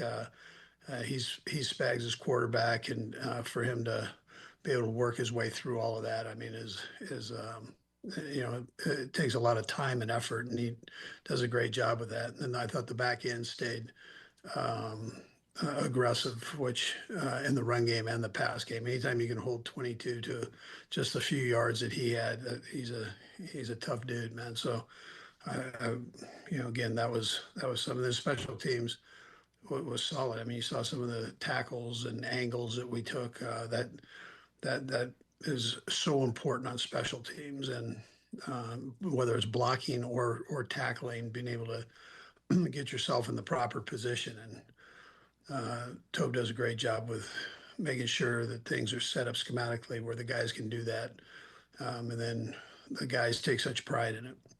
And then I know Pat's accomplishment. My hat goes off to him for all that he's done in his short career here. We're still young at 30, and he's done a real nice job of setting all these records that he's done. Most of all, I love the way he brings the team into it, and that's a good thing. And he and Kels are kind of creeping up on being the old guys there. So Kels definitely is the older guy, and for him to come out and have a good day, I thought was good. Anyways, with that, and Chris, let me go back one more thing. Chris Jones, loses his aunt and goes down to the funeral, flies down, flies back on Sunday, and then jumps in and plays a heck of a game. I mean, the guy, he's something special, and that's I really respect him for all that he does for the team, but also taking care of his family at this time is very important too to him. So with that, time's yours. Shows up an hour before the game and goes out there and plays like he played, taking on double teams and things like that. So yeah, a big effort for Chris Jones in a game that was a crucial game for them, and did what he could to get back in time, and he made it back in time and got there to the stadium. Takes off the suit and puts the cape on. That's what he did. He shows up in a suit. Hour later, he's wearing the cape, and he goes out there and plays like Chris Jones. Andy Reid said that he was really happy with what he saw out of the offensive line against Baltimore. Yeah, I thought they did a good job there. Andy had a good plan for for this crew. I thought the young left side there, I thought stayed strong, and uh, and then the right side I thought worked well together. I thought Creed probably had his best game. He's been pretty solid all along, but this game here, I thought he really played special. And then also George Karlaftis. I know that the first couple of weeks probably weren't what he wanted, but just what have you seen from him over the last couple of weeks? Yeah, George gets a ton of snaps. He plays almost the whole game, every week, and very seldom comes out. And again, he brings that aggressive heartbeat, and even though he might not get home, he's always around, um, and he just keeps getting better. I mean, that's he's got a little bit of that die-hard battery deal in him, so he keeps on going. You love it. I mean, he's got the motor. You know that. The offensive line looked good. Karlaftis has looked better in the game since the first week of the season, and really the first couple of weeks of the season. He's looked better the last couple of weeks, and that's certainly a good thing, as he is an integral part of this particular defense. Andy Reid, he was asked about the rookies, Noel Williams and Brashard Smith. Yeah, so both of them have got a little bit more time in this last couple of weeks. I know offensively, Nags is just trying to increase Smith's reps, every week, and putting him in positions where he can do some things. So, and he seems to be handling it good. And then Williams, likewise, Spags has put him in and a little bit bigger role every week. And he seems to be stepping up. I know he had a couple nice physical plays in there, against some pretty good receivers. So that I liked what I saw there. Go ahead, Soren. A couple questions for you, Coach. First of all, on the fourth downs, is that kind of a pre-programmed? I know you guys go through all the different scenarios during the course of the week. How much of that is like, okay, these are the scenarios, this down and distance, this part of the field, versus just your own personal feel for the game when they come up? Yeah. So we try to stay aggressive in that area, which that's why you're asking this question, and try to be relatively smart with Seren the best we can. So judgment obviously is a part of that, and Nags spends a ton of time on that with Andy Heck. They go over and crank that stuff out, and Tom Melvin's involved with that too. So and Corey, so they get in there and they kind of grind on what they see there, and then the pass game and the run game, and we've been able to do both and be successful on both, which has helped. And then it's just a matter of where we're at, the situation of the game. You've got to take that into consideration when you're doing it. But we've tried to stay aggressive. Pat's got a good feel on that too. When he's out there, we've got a lot of trust in him. Some of these things we're doing, he's got options on, and he's got to be spot on when we're doing them. Kingsley, I know you kind of addressed the offensive line as a whole, but just specifically, according to some of the grades, it looks like he maybe had his best game. What did you see specifically from him? Yeah, he was very aggressive in the game. I thought the run game, he really, that third quarter, and second quarter, he was he was really on fire there. So that was a good thing. And then the pass game, he was again solid there. I probably agree with that. Whoever's grading that, but yeah. And then last, 66% was the snap count for Travis Kelce. I know sometimes guys are gassed and they just kind of walk over to the sideline and kind of take themselves out. But do you have kind of a sweet spot on where you think, how often he should be in there now in his career? Yeah. So that's probably a good area. I thought he really played well. And in both the run and the pass game, I thought he looked strong all the way through. He's in great shape right now, Seren. That's the important part. He came back and he'd really trained hard and aggressive for this thing. So, and he's such a big part of it. just not only his effort, but just the mentality that he comes in these games with. He's all in all the time. And then it's my responsibility. He gets mad at me, but it's my responsibility to, make sure that we don't get too many reps in there. That we give him at least a blow here and there. He'd play every play if he had his choice. Yeah, it was 66% in the game yesterday. Excuse me, I'm getting choked up about how he's playing this year. I'm getting choked up about what he looks like, how great a shape he's in. You know what I mean? Normal. That's right. But I will say, like, the percentage for, and we've looked at snap percentage so far, with Noel Williams and McDuffie and things like that in the show. But as far as Travis Kelce is concerned, 84% in week 1 against the Chargers, 77% in week 2 against the Eagles, 74% against the Giants in week 3. This one was 66%, but yeah, I went back and looked. When he was taken out of the game, there were 7 more plays that were run when he was out of the game. Okay. So if you look at the number of snaps he played compared to 7 fewer snaps overall, then he's at 73%, which is what last week was. So I don't see that as a trend of like 84 to 77 to 74 to 66. I think this game he was on pace for right around what he did against the Giants.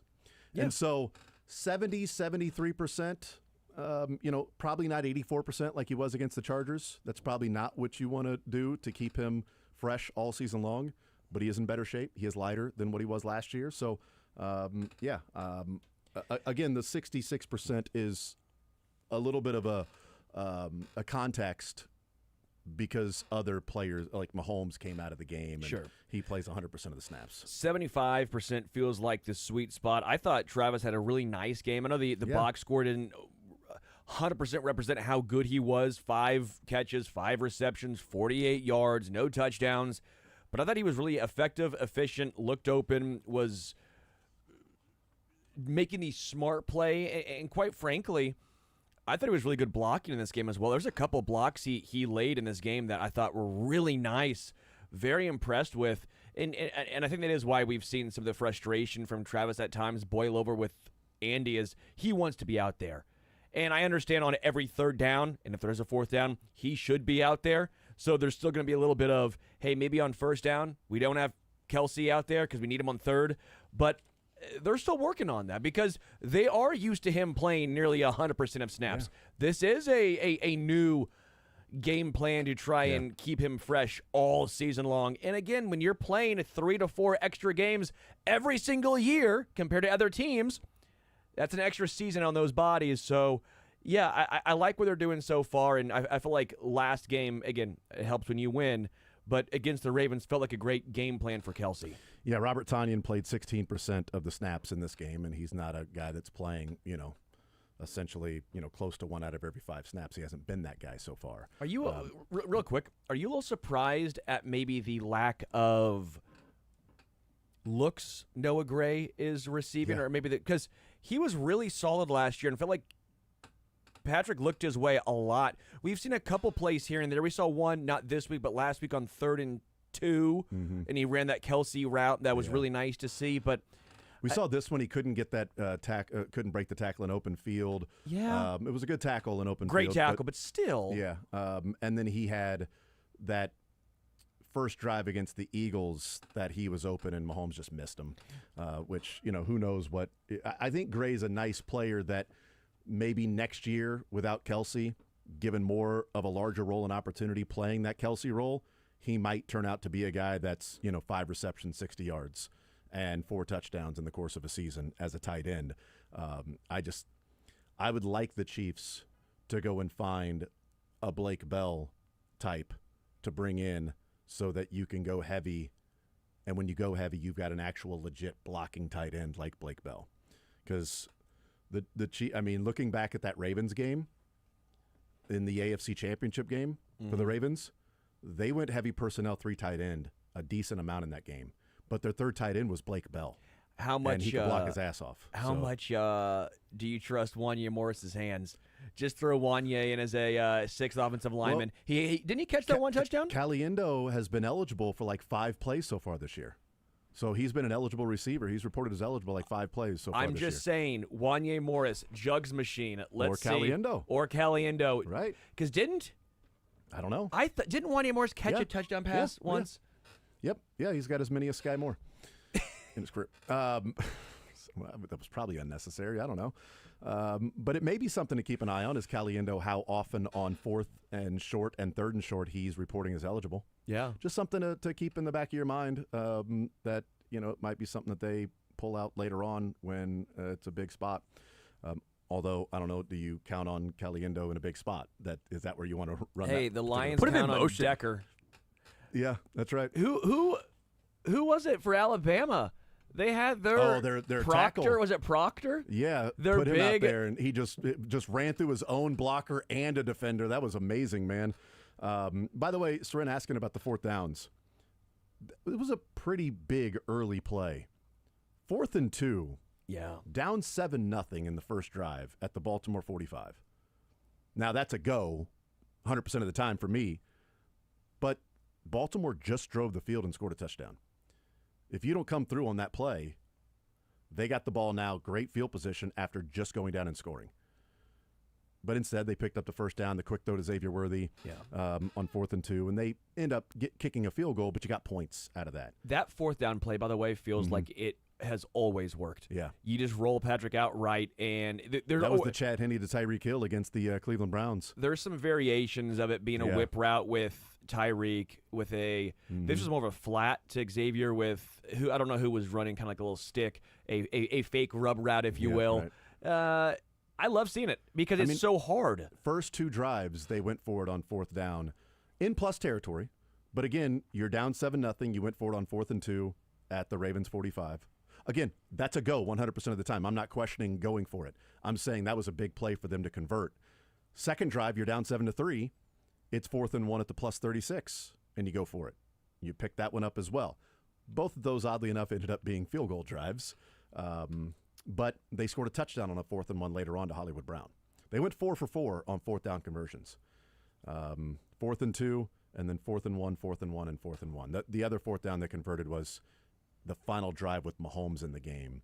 Kareem Hunt up the middle. Yeah. And then Mahomes threw a pass to Hollywood, an RPO, and then Minshew came in on 2nd down. So that was the last 4th down they picked up. Let's take a timeout. We'll come back. We'll continue hearing from Andy Reid. More next.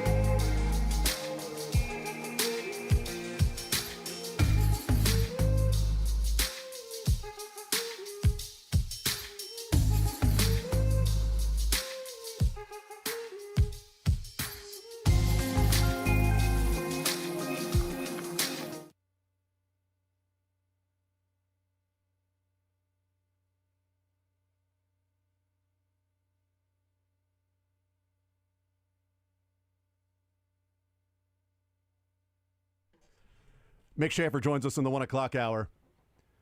Let's hear another clip from Andy Reid in his press conference today. Andy Reid talking about the offense overall, but certainly conversions down inside the red zone are crucial. There is one team in the NFL that has converted all 11 times in the red zone. That's the Philadelphia Eagles. Every time they've gotten in the red zone, they've scored a touchdown. Andy Reid says that for his team, things are coming along well in the red zone. Yeah, so David Girardi does a lot of the red zone stuff and puts it together, and I thought he really did a nice job with just getting some just good stuff in there, and stuff that Pat felt comfortable with, stuff that the backs and the receivers felt comfortable with, and he does a nice job every week with it, but we just had more opportunities, it seemed like, this week to be able to utilize it, and it worked out well. And then in the past 2 weeks, it seems like the run game has kind of come on in the second half. Any rhyme or reason that you see for that? Maybe the slower start in the first half, and then is it just a matter of a rhythm, or is it anything more than that? Yeah, listen, the problem, Pete, is like if one guy is off, there's a problem. So the more those guys play together, I think it should improve even more as we go. This group we're playing this week is pretty stiff in the run game.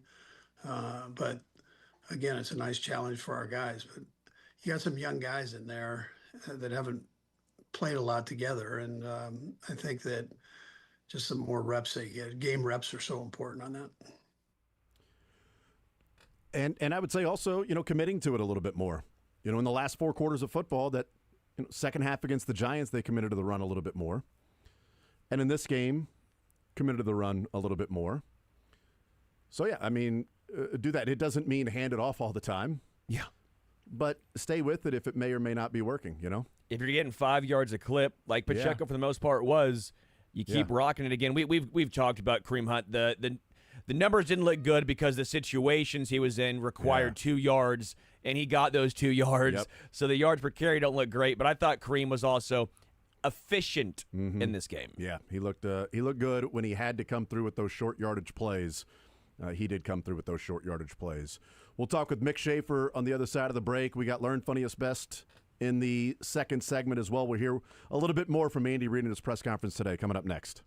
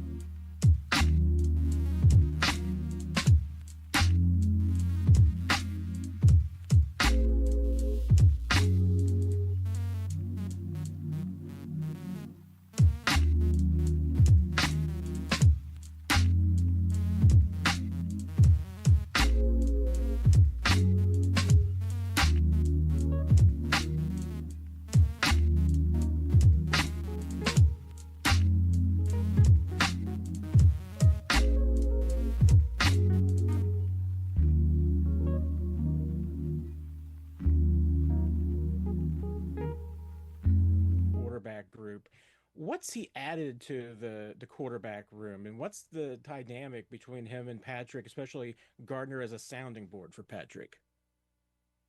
Yeah, Gardner's he's a brilliant guy, first of all. I know he's got the mustache and the hair and all that stuff that goes with it, but he's brilliant. And he's got such a good feel for things as far as the game goes. And I think it's great for Pat to be able to talk with him. And, he understands, he's been a starter. He understands when to speak, when not to speak, when to, jump in or not jump in. And I've appreciated having him here. He's a lot of fun to be with too. He's got quite a wit.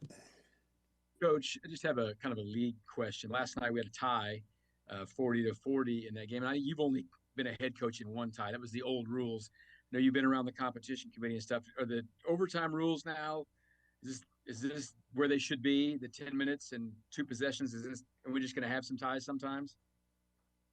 Yeah, I mean, listen, nobody wants a tie, I don't think. That's what goes on. You're juggling a lot of different things when you do this, Todd. So you've got TV and how that works, and the media is a big part of it. And then you've got time restrictions, so on and so forth, that these guys all have to look at.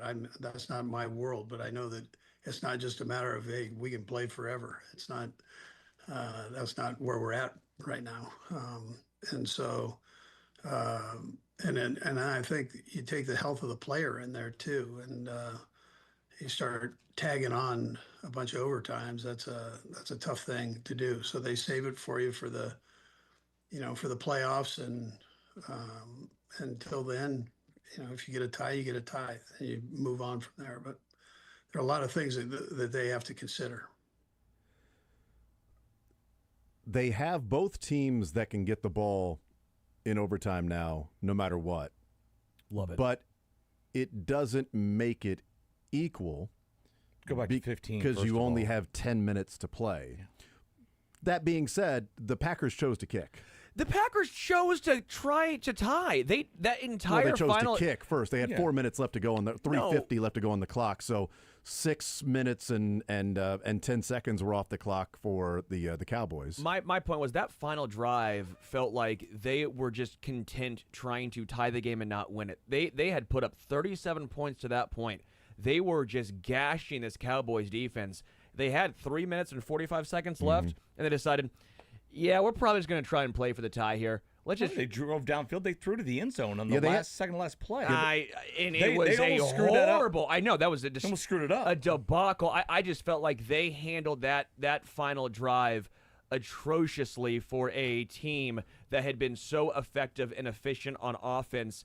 Well, the sense of urgency to me was weird. Like, well, we don't want to leave any time in case we kick a field goal. Well, try and score a touchdown. If you score a touchdown, the game's over. You win. Well, I think I disagree on that one because they got to the 12-yard line with 30 seconds left, and they still had a timeout. Yeah. So you had plenty of time to run like 4 or 5 plays. They just had the 3-yard loss because Romeo Doubs decided not to block somebody. And it was why a 3-yard are you loss. running in that? Like, they didn't run that. No. They threw it. But it was that a pass. particular play just felt like. Well, you had one-on-one on the outside with blockers and Matthew Golden, so you had 3 guys out there with 2 defenders. It just felt like there was no sense of urgency once they got the ball. I don't care because it actually helped me. It won my bet. So I'm fine. Did you bet for a tie? That would be a lot. That'd be electric. Green. That would be a lot of money. No, but everything hit, and so I was happy. I took the Cowboys to the points and all this. It was a good day. Doesn't matter.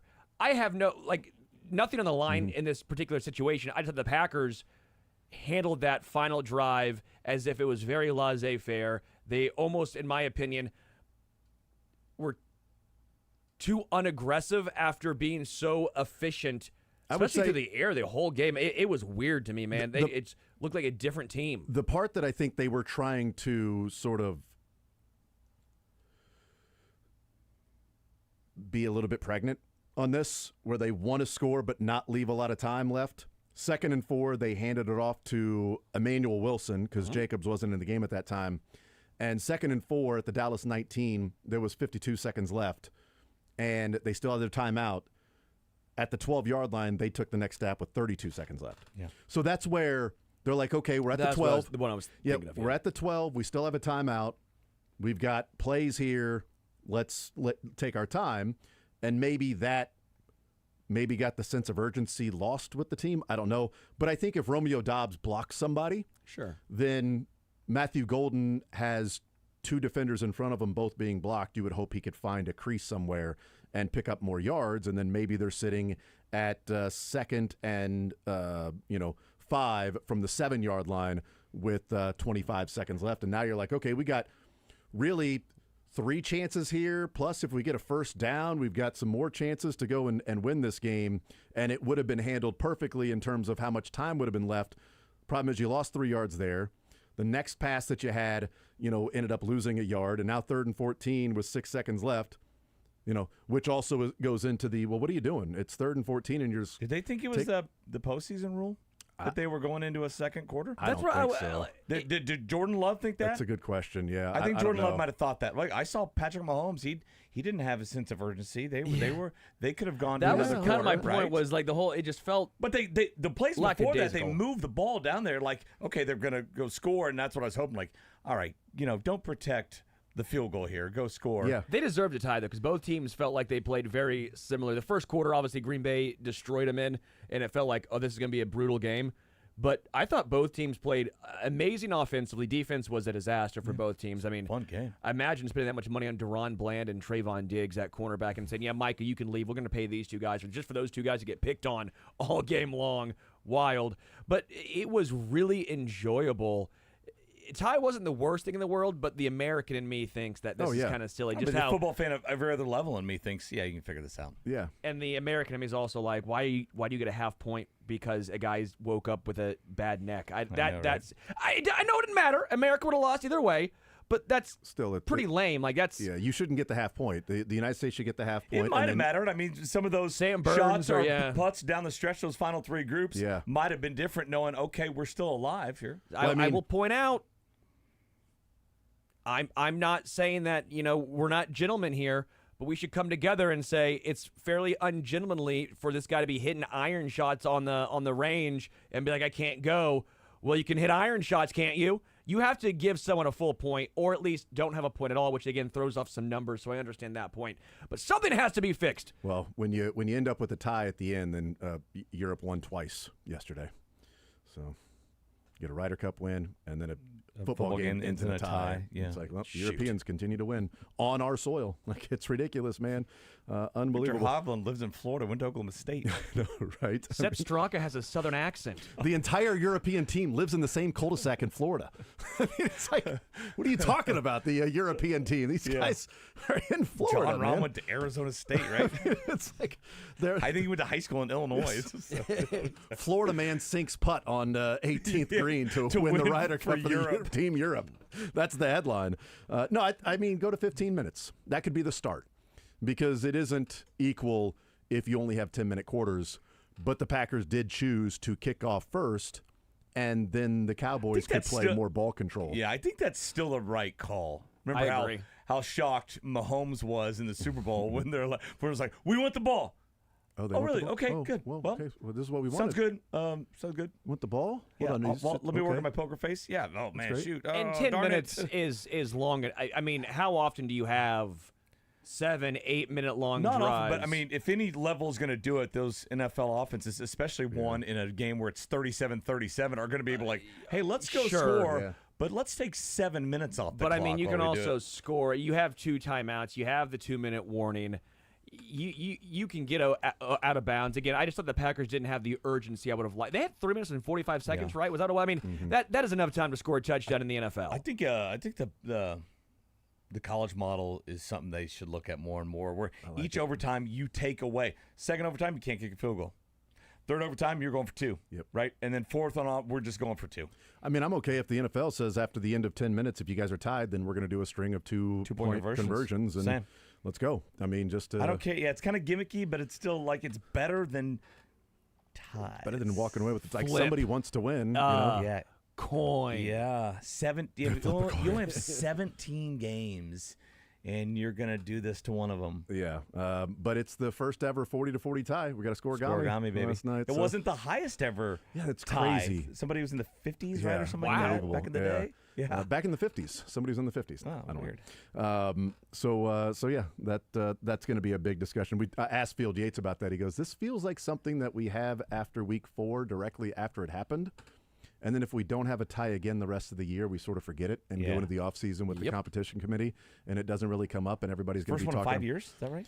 Yeah, and everybody's going to be talking about tush push. Well, it again didn't happen. in the It offseason didn't happen of with the Bills, banning so it or not. it doesn't matter. It's a great point. It needs to happen with the Bills. That is a good point. It's a very good point. It was the first walk-off tie in like 50 years in the NFL. Wow. Right. That's crazy. Well, didn't the Raiders have a chance to do that against the Chargers?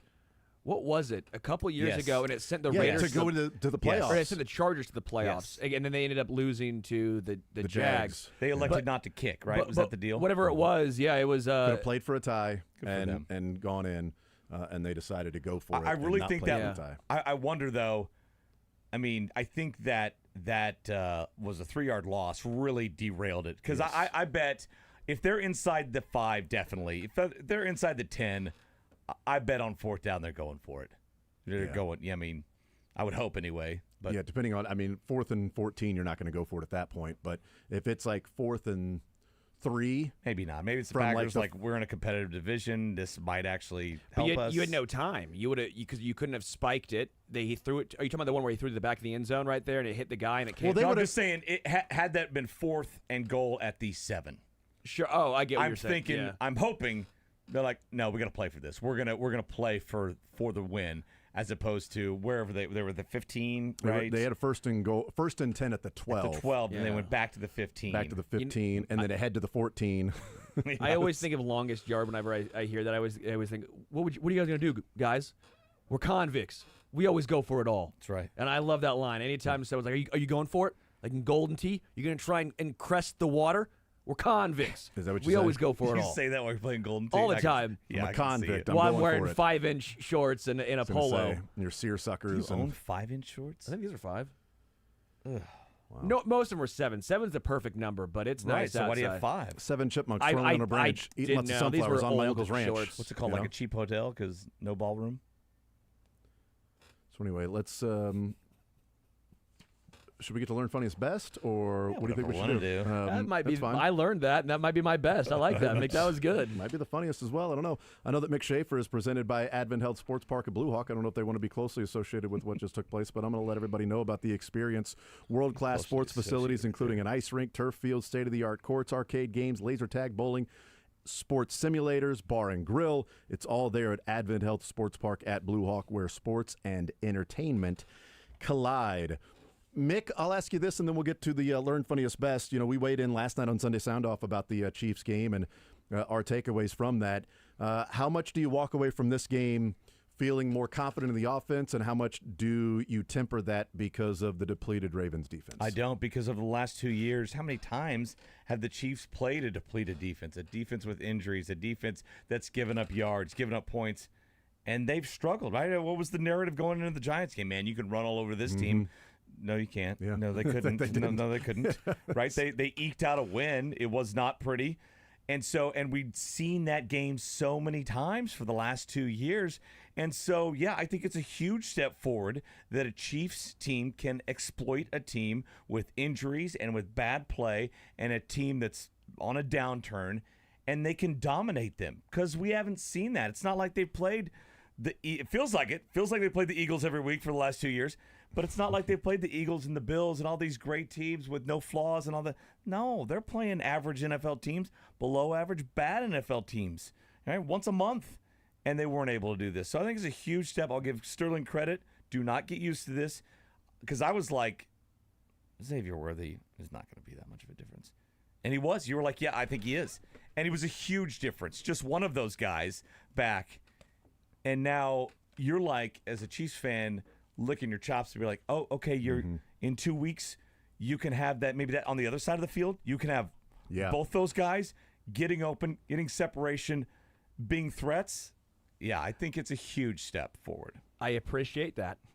a lot. That means a lot. And by the way, at least to the Why Chiefs. are you crying? Why is there a tear in your eye? It's not that big of a I'm just deal. so honored. With the Chiefs beating the Giants by 13. You know what's funny? What? Well, the Chargers did run all over the Giants. Yeah. They ran all over them, and they get handed the L. They did. Because Herbert also threw 2 interceptions. He did. And Joe Alt left the game. Now, Joe Alt said he wanted to return. They're calling it a high ankle sprain, and Harbaugh said that Joe Alt is going for a second opinion today on the high ankle sprain. I don't know. Joe Alt said he wanted to return, and he could have returned, but they kept really him get out. a second opinion on an ankle sprain? Maybe a second opinion that Alt's going, I want to play. Like, you guys are saying that I'm going to need to sit out. I'm telling you that I'm good enough to play. I have no idea what the second opinion is. But as it relates specifically to the Chiefs, then this week. Could probably only get worse. I'm like, still Right. out of court for an ankle sprain there, Joe. Right. Don't get like an x-ray and have like a broken bone I or know, something right? like that. Mahomes didn't want to go get an X-ray Scadaboo when he would had play. the Scadaboo, if he had a broken bone, lose a Scadaboo's leg. like, I'm going in. Merely a flesh wound. Mahomes had the high ankle sprain. It was like, no, I don't want to get it X-rayed because I don't want to know that if it's broken. I don't want to know that. But as far as it immediately relates to the Chiefs, with the Jags coming up on Monday night, a week from today, Trayvon Walker left the game early against the 49ers. The latest from Liam Cohen is that he will meet. He hurt his wrist in the game and left it in return. He will meet with a wrist specialist. They don't think the injury is season-ending, so that doesn't sound incredibly confident for Trayvon Walker to play on Monday night when he's meeting with a wrist specialist and they say they don't think it is season-ending injury. Is it 6 days away injury? 7 days away They injury? usually don't say that for a guy that's, I'll come back to practice tomorrow. Yeah, he met with the specialist. They said, turns out it's just a pain tolerance. Turns out this guy is weak. This guy apparently has no pain tolerance. We're going to shoot that thing up. It's perfectly fine. So that's Best something to wrist keep in we've mind. ever seen, actually. It was That's right. strong. Yes. Eric Murray left with a neck injury from that game. They're starting safety. I have not seen an update with that from Liam Cohen. I remember that guy. He's left Kansas City. He's playing really well. He's actually playing You know what? well. He was here for 6 minutes. Yes. The wrist specialist goes, he's all right. Oh, that's great news. Phenomenal. You're taking this way better than I thought because his left wrist is broken. He's out for the year. He's not going to be able to return. He's only going to be able to use his right hand. Right. We are all right to take a break. We'll do that coming up. Learn funniest best on the other side of the break. More Zone next.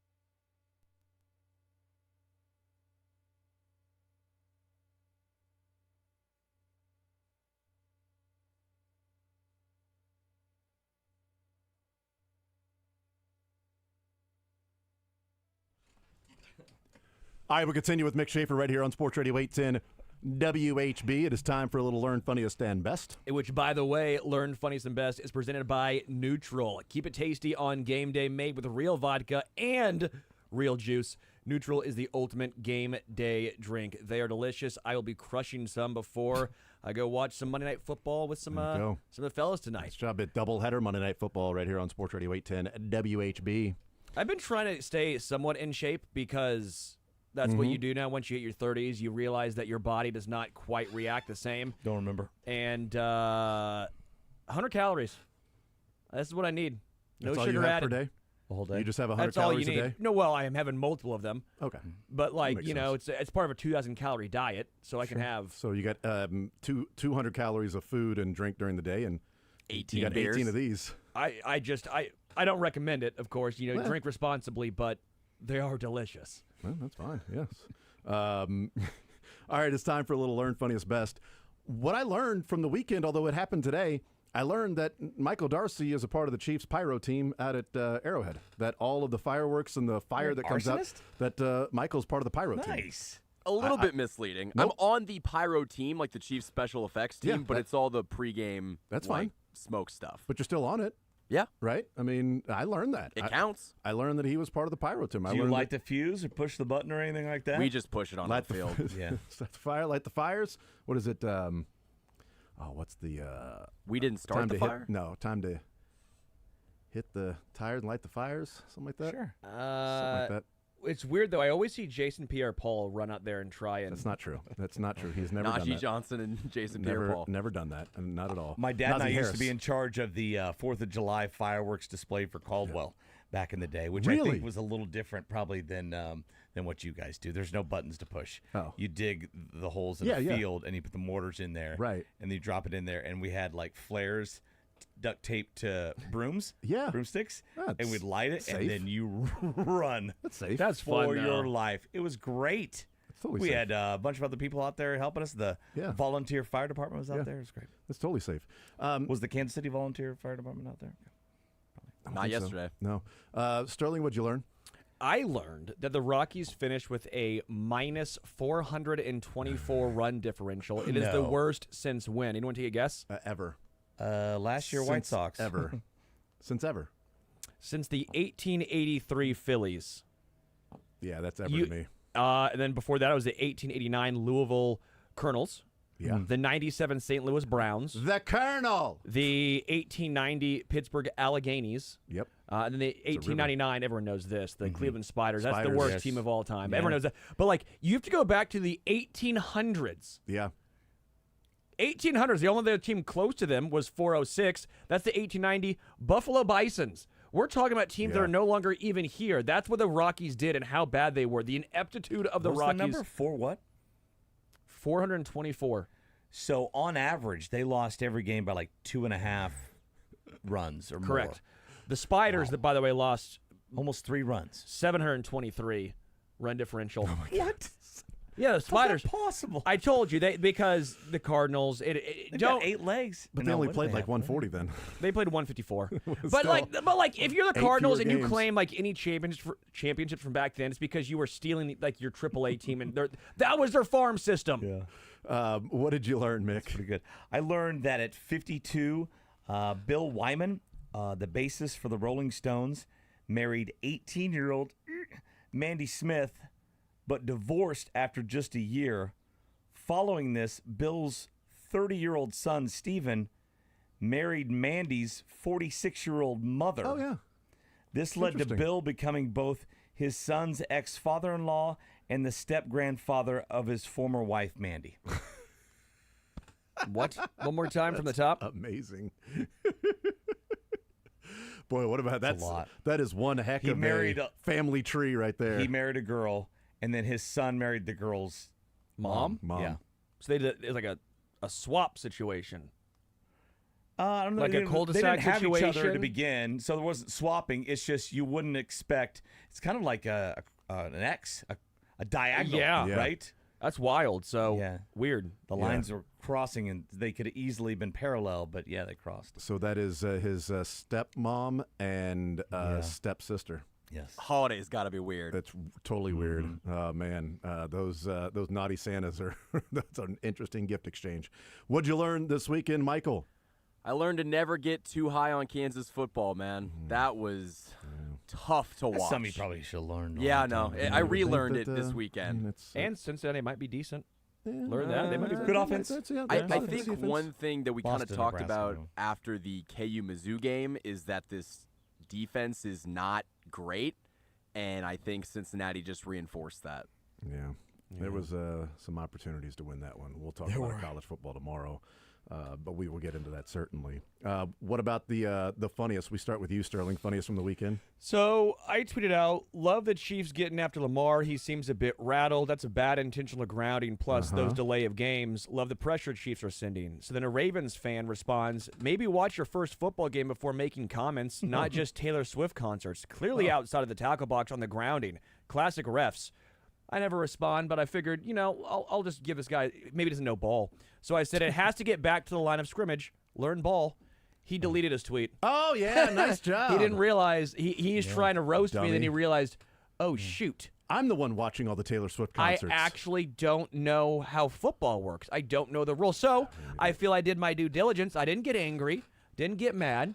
I taught him something. So my funniest was Ravens fans who try and rip on Chiefs. They literally don't know ball. They actually don't understand the rules. Yeah. Can you? It's not going to work. But can you maybe never say no ball again? Learn ball. I hate that phrase. Why? That's so dumb. Here's the deal. You know football, but most of the time when people say that, they don't know. They're just like, it's like a burn that is just so dumb sounding. Well, I had to and usually teach they're dumb. him. He didn't actually Why don't you understand the just say, rules. Learn the rules of football instead of no ball. I think I said learn ball. Either one. I had him learn. He had to and learn. For me, in that Chiefs, it was a teaching moment. Guys for always him. all the time. I'm all about ball. Football players. They used to be a basketball thing. Nobody ever said that about football. That's like all about ball. No, ball's basketball. Ball's not football. Yeah, ball up top. We're talking basketball. We've changed it. And I don't He's like a baller. Yeah, He's a baller. Yeah. Yep. It's He's a basketball thing. That's not a football There's not thing. two balls. It's only one ball. Well, and he was like balling out there. Like 90% of the guys out there never touch the football, right? Unlike a basketball game where everybody's getting rebounds and shooting and dribbling and all that stuff. No ball. Offensive lineman, I love ball. Well, you don't touch it. Well, a center touches ball. guard. Center touches ball. No, Yes, that's thank you. quarterback. I know ball. I know ball, Sterling. Yeah. I know enough ball to know the center touches ball. Funniest for you, Mick? Somebody brought back this tweet from big-time Tigers fan from July who tweeted, "Oh no, our division lead might only be 14 games. Whatever will we do?" And they're like, "Is this the funniest tweet of all time?" Everyone's like, "Yeah, I think it is." It's pretty good, dude. Because I think, did they lose a game to the Guardians? And it was like they had some comeback, and then they ended up losing in extras or something. And the guy was like trying to, tweet through it of that loss. Oh, it's only 14 instead of 16. Yes. Oh no, this is terrible. And then they are on the road. No ball, really. Yeah, he didn't know ball. that can happen in baseball. I asked this question in the first hour, Mick, and maybe you can weigh in on this. Last year Tigers fans said that the Royals backed into the playoffs. Yeah. And I wondered, did the Tigers back into the playoffs so. this year? Yeah, I think or are so. they going to acknowledge that at all? Interesting. I don't know. Michael, what was the funniest for you? My funniest was from last week before the Orioles played the Yankees. The entire team dressed up as the minions from Despicable Me, and I believe they got swept. So I think it was a perfect storm of events. They might have gotten swept anyway, but might as well have some sort of an excuse there. But was it the rookies or was it the whole team? Because I think it was the whole team. Like, wow. I sent you that video in the chat. That's amazing. You had Vector in there. One was in a blow-up minion costume. Bob. My funniest from the weekend was... You're laughing about it now. It's that funny. You're still giggling about it. He's tickled. What was Sam Pittman thinking by letting the fox in the hen house and bringing Bobby Petrino in to be inevitable. An assistant coach at Arkansas? What do you think Bobby was doing this entire time behind your back? He's a snake in the grass. What do you think's going to happen?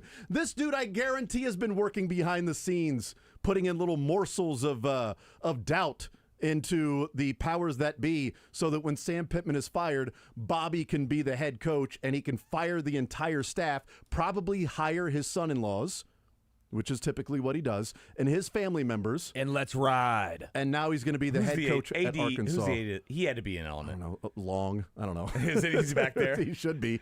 The only thing Bobby needs to do now is another stint with the Falcons. He had 2 stints with Louisville, now 2 stints with Arkansas. He just needs to go back to the Falcons for a little bit. He's eyeing the support staff right now to see who wants to go on motorcycle rides. Yeah, which motorcycle is he going to get? You think that's his? What if they give him a present? Like, here's your new present. You're the new head coach. We're going to gift you something. It's a Harley. It's so funny how quickly the slate is just wiped clean in NCAA and college sports. Was that 2012? Maybe Wasn't that long ago? It wasn't that long ago. I would say that. If you are a significant other of volleyball coaches, I just maybe keep a closer tab, just in case. Not that you don't trust her, just maybe keep closer tabs on that. He sort of has a type. What was the? We'll go to best, right? We start best with Mick Schaefer. Best for me was kind of a learned. I learned. No offense, Jason. Oh no. Yeah, okay, I said no offense, right? I can't take offense now. I think Penn State grads might be smarter than Northwest Missouri State grads. What? And I'm just basing this on after a huge win. That's what I'm going to get to. Okay. Penn State had a whiteout. Yeah. At night, almost worked, but it wasn't white. Yeah. Northwest Missouri State had a blackout. Everywhere was black, including the players' uniforms and all the fans at 1:30 in the afternoon in 88 degrees. That's not great. Missouri heat, and so we were there sweating our butts off, but watching a dominating performance by Northwest Missouri State over Central Oklahoma, who was in the top 10, kicked their butts, and now things are rolling again in Maryville. Yeah, they had when I was a student there, we offered our feedback on, they had a whiteout in late November. And I was like, how many people have white winter clothes? If you have a whiteout, you typically have that early in the season, so you wear a white T-shirt or something, not you've got to wear a white winter coat and fully bundled up. Not the time to have a whiteout. All four for the whiteout in November. Let's have one in. They've had 2 games so far, and they've been. I've seen a grand total of 4 people be carried out because they passed out. Yeah, because it's a very proud university there, very proud program, and there's a lot of older fans there that have been there, going there for years 100%. And years and years and decades. They're not about to miss that. And then there's been some hot games. And it wasn't because of the color shirt they had to wear. They probably weren't even wearing that. But I thought it was funny. We're like, wait a second. We're doing it's 1:30. We're doing a blackout. What are we doing? Well, yeah, that's bad planning. The best for you, Michael. I mean, it's very cliche, but the best has to be Steve Spagnuolo in that defense against Lamar Jackson. He's now 1-6 in the last 7. Rough. And I mean, not to pose a bigger question, but does anyone really think the Ravens are going to be contenders in January? No, not with the injuries that they have. I mean, in theory, they should be, but not with what they look like right now. And we'll see what the injury is to Lamar Jackson, or if he was injured. Benched and injured at the same time. Lamar, we're going to throw in the white towel here, but we're just going to say there's a little bit of a hamstring on it. We're just going to wrap that leg, but there's no reason for you to be out there getting pushed around by Spags' defense when we have issues at offensive line, and this game's over anyway. Yeah, and it's going to be a 3-score game. We're going to march down the field, have a huge play, score a touchdown, and then still kick the extra point to make it a 3-score game. We got an opportunity to make it a 2-score game. At least have ourselves a chance. White flag's out. Stupid. No, we're not going to do that. We don't want to extend this game. No way. No. The best for you, Sterling? Someone had a picture of Patrick Mahomes, but with Steph Curry's face, and then Lamar with James Harden's face. And I thought that was the best comp of all time. That's brilliant. Because when you think about it, James Harden has all these accolades, but no rings, no real. Has he won MVP, Harden? I think he's won an MVP. Yeah, I think he's won. We had at least one, I think. But the point remains where it's Harden, all these stats and all this stuff, and you go, well, what's he won? Well, nothing. Yeah. Well, shoot, nothing at all. Yeah. And you look at Steph, and he just perpetually wins. So I thought that was such a good MVP. Yeah. Such a good comparison was Mahomes as Steph. And they both kind of changed Harden the game. Is Lamar. Yeah, I thought it was a really one rings. Interesting comparison and an apt What's one. Steph? Is he won 3, 4? Or what do we have for Steph has 4, I thought. 4. He won 4 in 6 years, I thought. Yeah, okay. Yep, Steph has 4. So there you go. That's Mahomes can go in his 4th. I'm going to throw an extra one in here as a worst. 7 years. Okay? So I'm going to throw this in there as a worst from the weekend, okay? Can you play for me clip number 7 there, Michael? You have clip number 7 there with the Ryder Cup. This to me was the worst from the weekend because it's tough to get through and listen to without like the embarrassed sort of hair standing up on the back of your neck and your arms, and you get the embarrassed goosebumps. This was the worst from the weekend. This was at the Ryder Cup. This was Saturday morning. Okay. Slow down. Slow down. You guys all took Adderall this morning. Slow down. Here we go. 1, 2, clap. This is it. 1, Early 2, in the morning. Clap.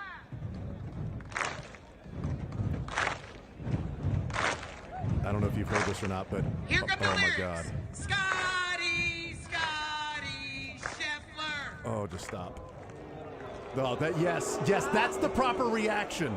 All right, hold on. I'm gonna Is that the comedian MC lady that quit? It's an MC lady, yeah. Yeah. And then, Let's try this one more time. and then this guy tries to get it. We'll do a douchey DeChambeau one. We'll do a douchey DeChambeau one. Crowd rocking when you stamp in on the bleachers, all right? Ready? One more time. We'll start off. 1, 2, 3. It's so bad. Scotty Scheffler. Oh. Scotty. Oh, Well, just she quit stop. because she led a "Fu Rory" chant. I hated everything about that. It was the worst. The fans starting to just rush for somebody like do. They couldn't figure out how time works. They couldn't. It was ineptitude on its on the Why the, do what do we the do? biggest stage. And they Also- made us look dumb. So you're just going to pick out one particular player to do this chant for? Also, you're doing a chant to a song that was written by a band from Europe. It's Queen. Yes. Right? Yeah. At least they knew That's a great at least they point. didn't actually like the final countdown. The band's name literally be in Europe. Scotty That's hilarious. That would have been better, you know. It would at least been a little more creative than Scotty Scheffler. Scotty! Oh, play that last Scotty. before Scotty we go to doesn't break. know. I wish Sterling doesn't know about this. Scotty doesn't know that they're gonna lose this.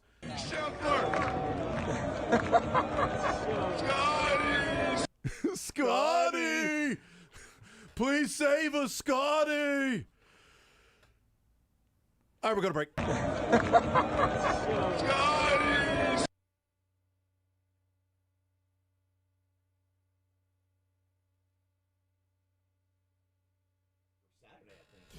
What's your favorite touchdown? I don't know. For me, it's the next one, depending on if you're watching that Chiefs game on Sunday. It was always the next one because it was going to be the Chiefs. But with DraftKings Sportsbook, an official sports betting partner of the NFL, every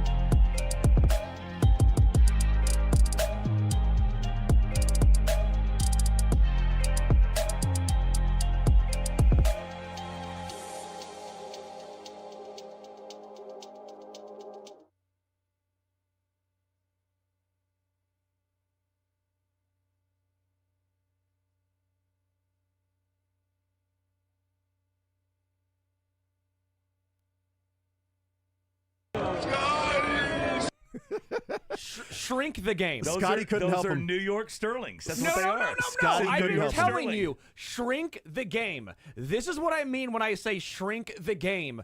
The bros out there who don't understand decorum or golf course etiquette, who are throwing beers on Rory's wife, like, shrink the game. Those people shouldn't be allowed there. We need to have like some sort of etiquette done. Are you allowed to come into the golf course? They had the etiquette with the police and they're kicking some people out. But I don't think it's because of shrinking the game. Do they have a PGA person or some sort of golf course personnel on every hole to where, like, it shouldn't be the player's job to point at somebody and get it out, right? Yeah. It should be like, okay, I'm here in charge of this hole. If some jackass is popping off too much, bam, you're gone. They started. Right? That's how you shrink the game. Yeah, because then you'll shrink the fans that are there. They started as that round continued to have people just backs to the tee box staring into the crowd. And so they started doing that later on in the round for Rory and Lowry. Just to watch when that was happening. But, I mean, it's tough. Like, I watched the tournament, and I'm like, man, I wish the U.S. had some of these European players. Like, I'd love Lowry on the U.S. team.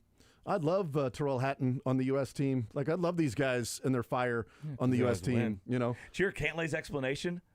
I thought it was amazing on how somebody asked Patrick Cantlay, why does Europe always win these things? And it's what? They've won 6 of 8, I believe. They don't always win, but yeah, they've 2 had, times ago. Yeah. Yeah.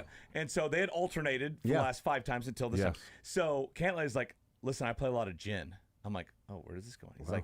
He's like, they say, you know, if you're 1 or 2% better than a player over thousands of rounds of gin, you're gonna have an advantage. But if it's 60-40, like you're 20% better than another player, you could play 10 times and still lose to that player who's worse 6 or 7 times just because it's a game of chance. And golf is chancy to begin with. And so he's basically saying, hey, we think we're much better than these guys, but just kind of how it's all. But he goes, we only play this thing every 2 years. Yeah. Right? Yeah. And there's different players. There's a different coach. It's a different venue. Not really. There weren't no different players and coaches for Team Europe. I mean, it was almost the exact same from 2 years ago. But I thought it was a great point of like, all right, and maybe it's a cop-out answer, but I think there's probably a lot of truth to it. It's like, listen, this game, we're all so close to begin with. We're you saw 1 or 2. singles, though. Singles USA looked really good. I think that shows Keegan Bradley as the captain. If the singles showed that they were the better team overall, then you put the teams together wrong. I think part of it is some guys struggle in alt shot when you have a the captain teammate. should know that. I think that there's some guys in match play. I'm not disagreeing, but Scotty shouldn't be the best in match play because that's not his game. His best ball, however you want to do it, because he gets a lot of birdies, but he also just grinds you out. That's what he does over 4 days. He grinds you out and rarely has a bad round. But like JT, for example, I actually think JT and Scotty could have been good in best ball together. The reason is JT is a wild card. Like, he can go low any given day. He can shoot a 63, great chance of that. But he can also shoot a 77. That's where Scotty helps you out and picks you up.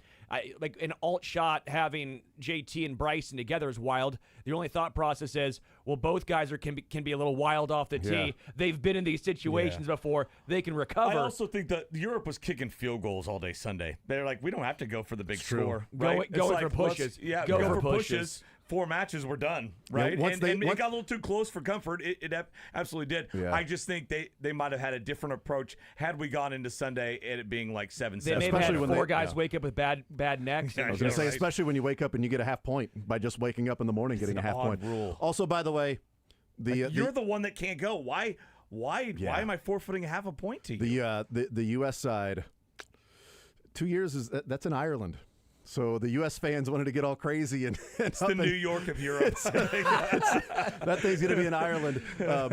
Which, by the way, Rory, if you say there's a certain decorum that you have to keep, or do you keep the Irish fans Here's like that the deal. in 2 years? It's a little bit hypocritical because everybody goes crazy every 2 years. We'll see 2 years.